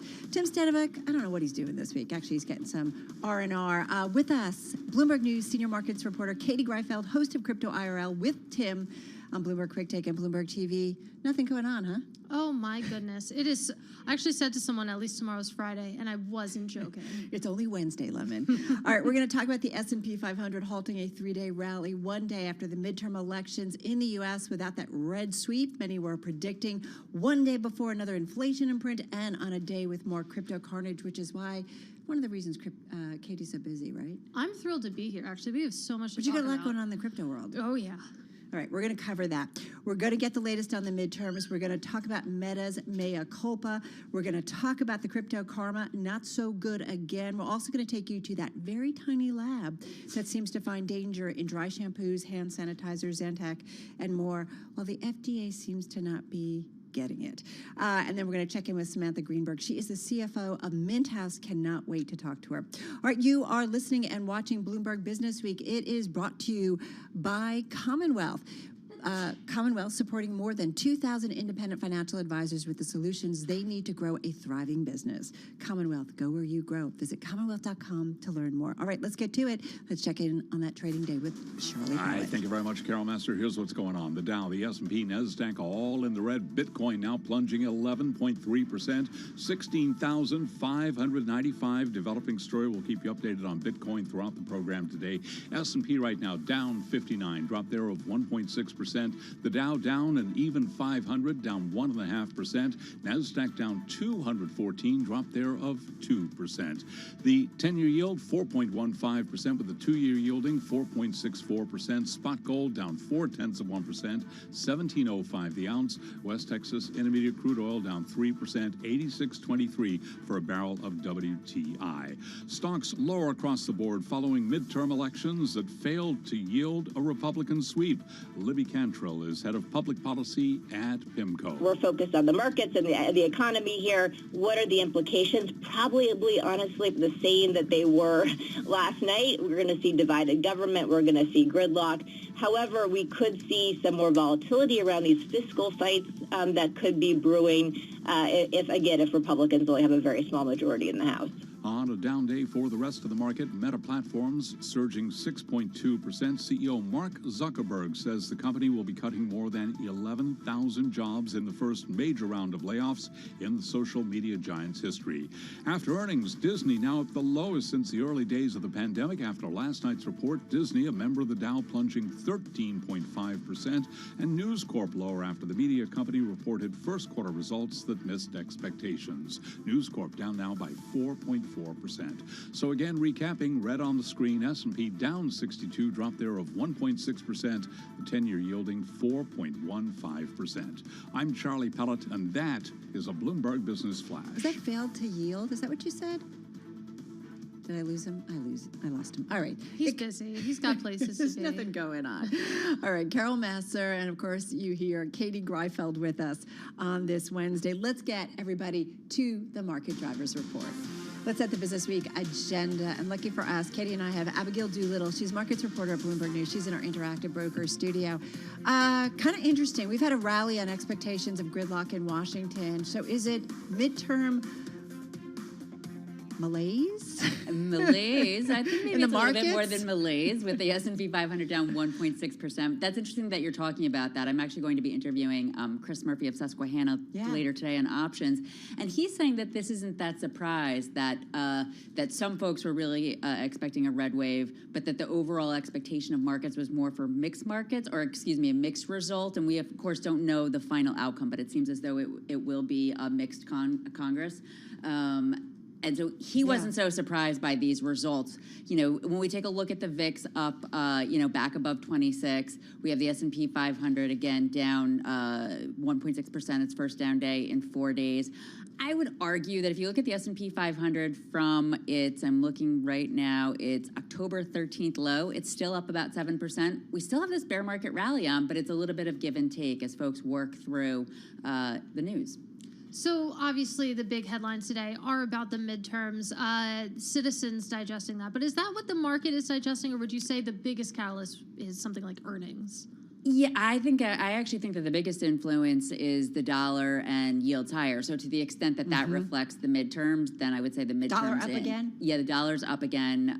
It is up 0.75%. The DXY, which has less of a euro influence, the Bloomberg Dollar Index up a little bit more than 0.5%. Katie, before we started, you were saying how you earlier said that at least tomorrow's Friday. I think that's how the markets feel. Everybody's tired out, and it's just a little bit of this back and forth waiting for what's next. And speaking of what's next, CPI tomorrow. Yeah, I know. Can you believe that I was wishing away CPI? Well, it's like, okay, so like midterms, check. Bulk of earnings, check. Inflation, Fed. This is our focus once again. It really is. And so the interesting thing about CPI is it's expected to come in below 8%. And the thing that I've been pointing out about CPI over the last couple of months, it has, in fact, been trending down. Right. Now, there were a couple of months that were a little bit higher than expected, but it's still off of that 9.2 or 9.3% summertime high. Now, that Which said, is what you want, is that trend line of that going trend lower. line down. It may take a while. It went up. It was definitely in a case, it's sort of the opposite of what stocks do in terms of the elevator up, the stairs down, maybe. Yeah. But so long as the stairs are being taken down, and I don't know about you guys, but I continue to think that the Fed is very firmly in the rate hiking camp, like folks talking about the pivot or knowing for sure that next year is going to be the peak. I don't necessarily feel that way. So I think that remains an uncertainty on markets for a long time. Yeah, and folks, in case you forgot, check out the Fed speakers. John Williams coming out and others and saying, yeah, we're on a mission to bring inflation down, which means we're going to keep on raising rates. Like, Katie, if anything, with everything else that's going on, I mean, they have kind of stayed to, they stayed to that message. It's kind of cute that the market keeps trying to trade the pivot, though. God bless. But Abigail, it's strange. I don't know where they're coming up. strange. I don't know where the language or the thinking. I think it's almost, how like there's this rhetoric for a little while, and excuse me for interrupting, but there's this rhetoric for a little while. And we like interrupting here. Yeah. Where, you had a lot of traders who had never known what it was like to trade without the Fed. I almost feel as though those are the folks trying to bring it in, like bring the Fed back in. It's like a little engine that could, right? If we just keep going, maybe we can make it happen. Yeah, I mean, but to that point, like traders are used to trading with the Fed or with the Fed's backstop. I mean, that's why buy the dip worked, because the Fed has just been pumping stimulus supporting it, right? Yes. into the economy for years at this point. But Abigail, to this, it's still low on a historical basis. So can we still say that Fed policy, in terms of rates, comparatively speaking? Well, so yes. Can we say that it's on still a comparative an basis. easy monetary policy, or not really? I don't think you could make the case, because I think, I don't know. I mean, this is up for debate. I would say that the quality of the monetary basis has to do with the intention behind it. And I would say right now the intention is not to be easy. I would say that the intention is to sop liquidity or not out as of the easy as system. we have been for so long. Yes, maybe you could put that caveat in, but I would even just go and say, like, just not easy. So from that perspective, when you think about their intention, are we in restrictive territory yet when you think about the stance of monetary policy? I guess the NASDAQ, I mean, that's a difficult, these are all very, I was a philosophy major, so it's actually. I like this question. Actually, that's perfect for the environment we're in. These are all very philosophical and theoretical. I would say that the NASDAQ 100 in a bear market, which suggests yes. I would suggest this crash you're watching in Bitcoin and these other risk assets, these cryptocurrencies.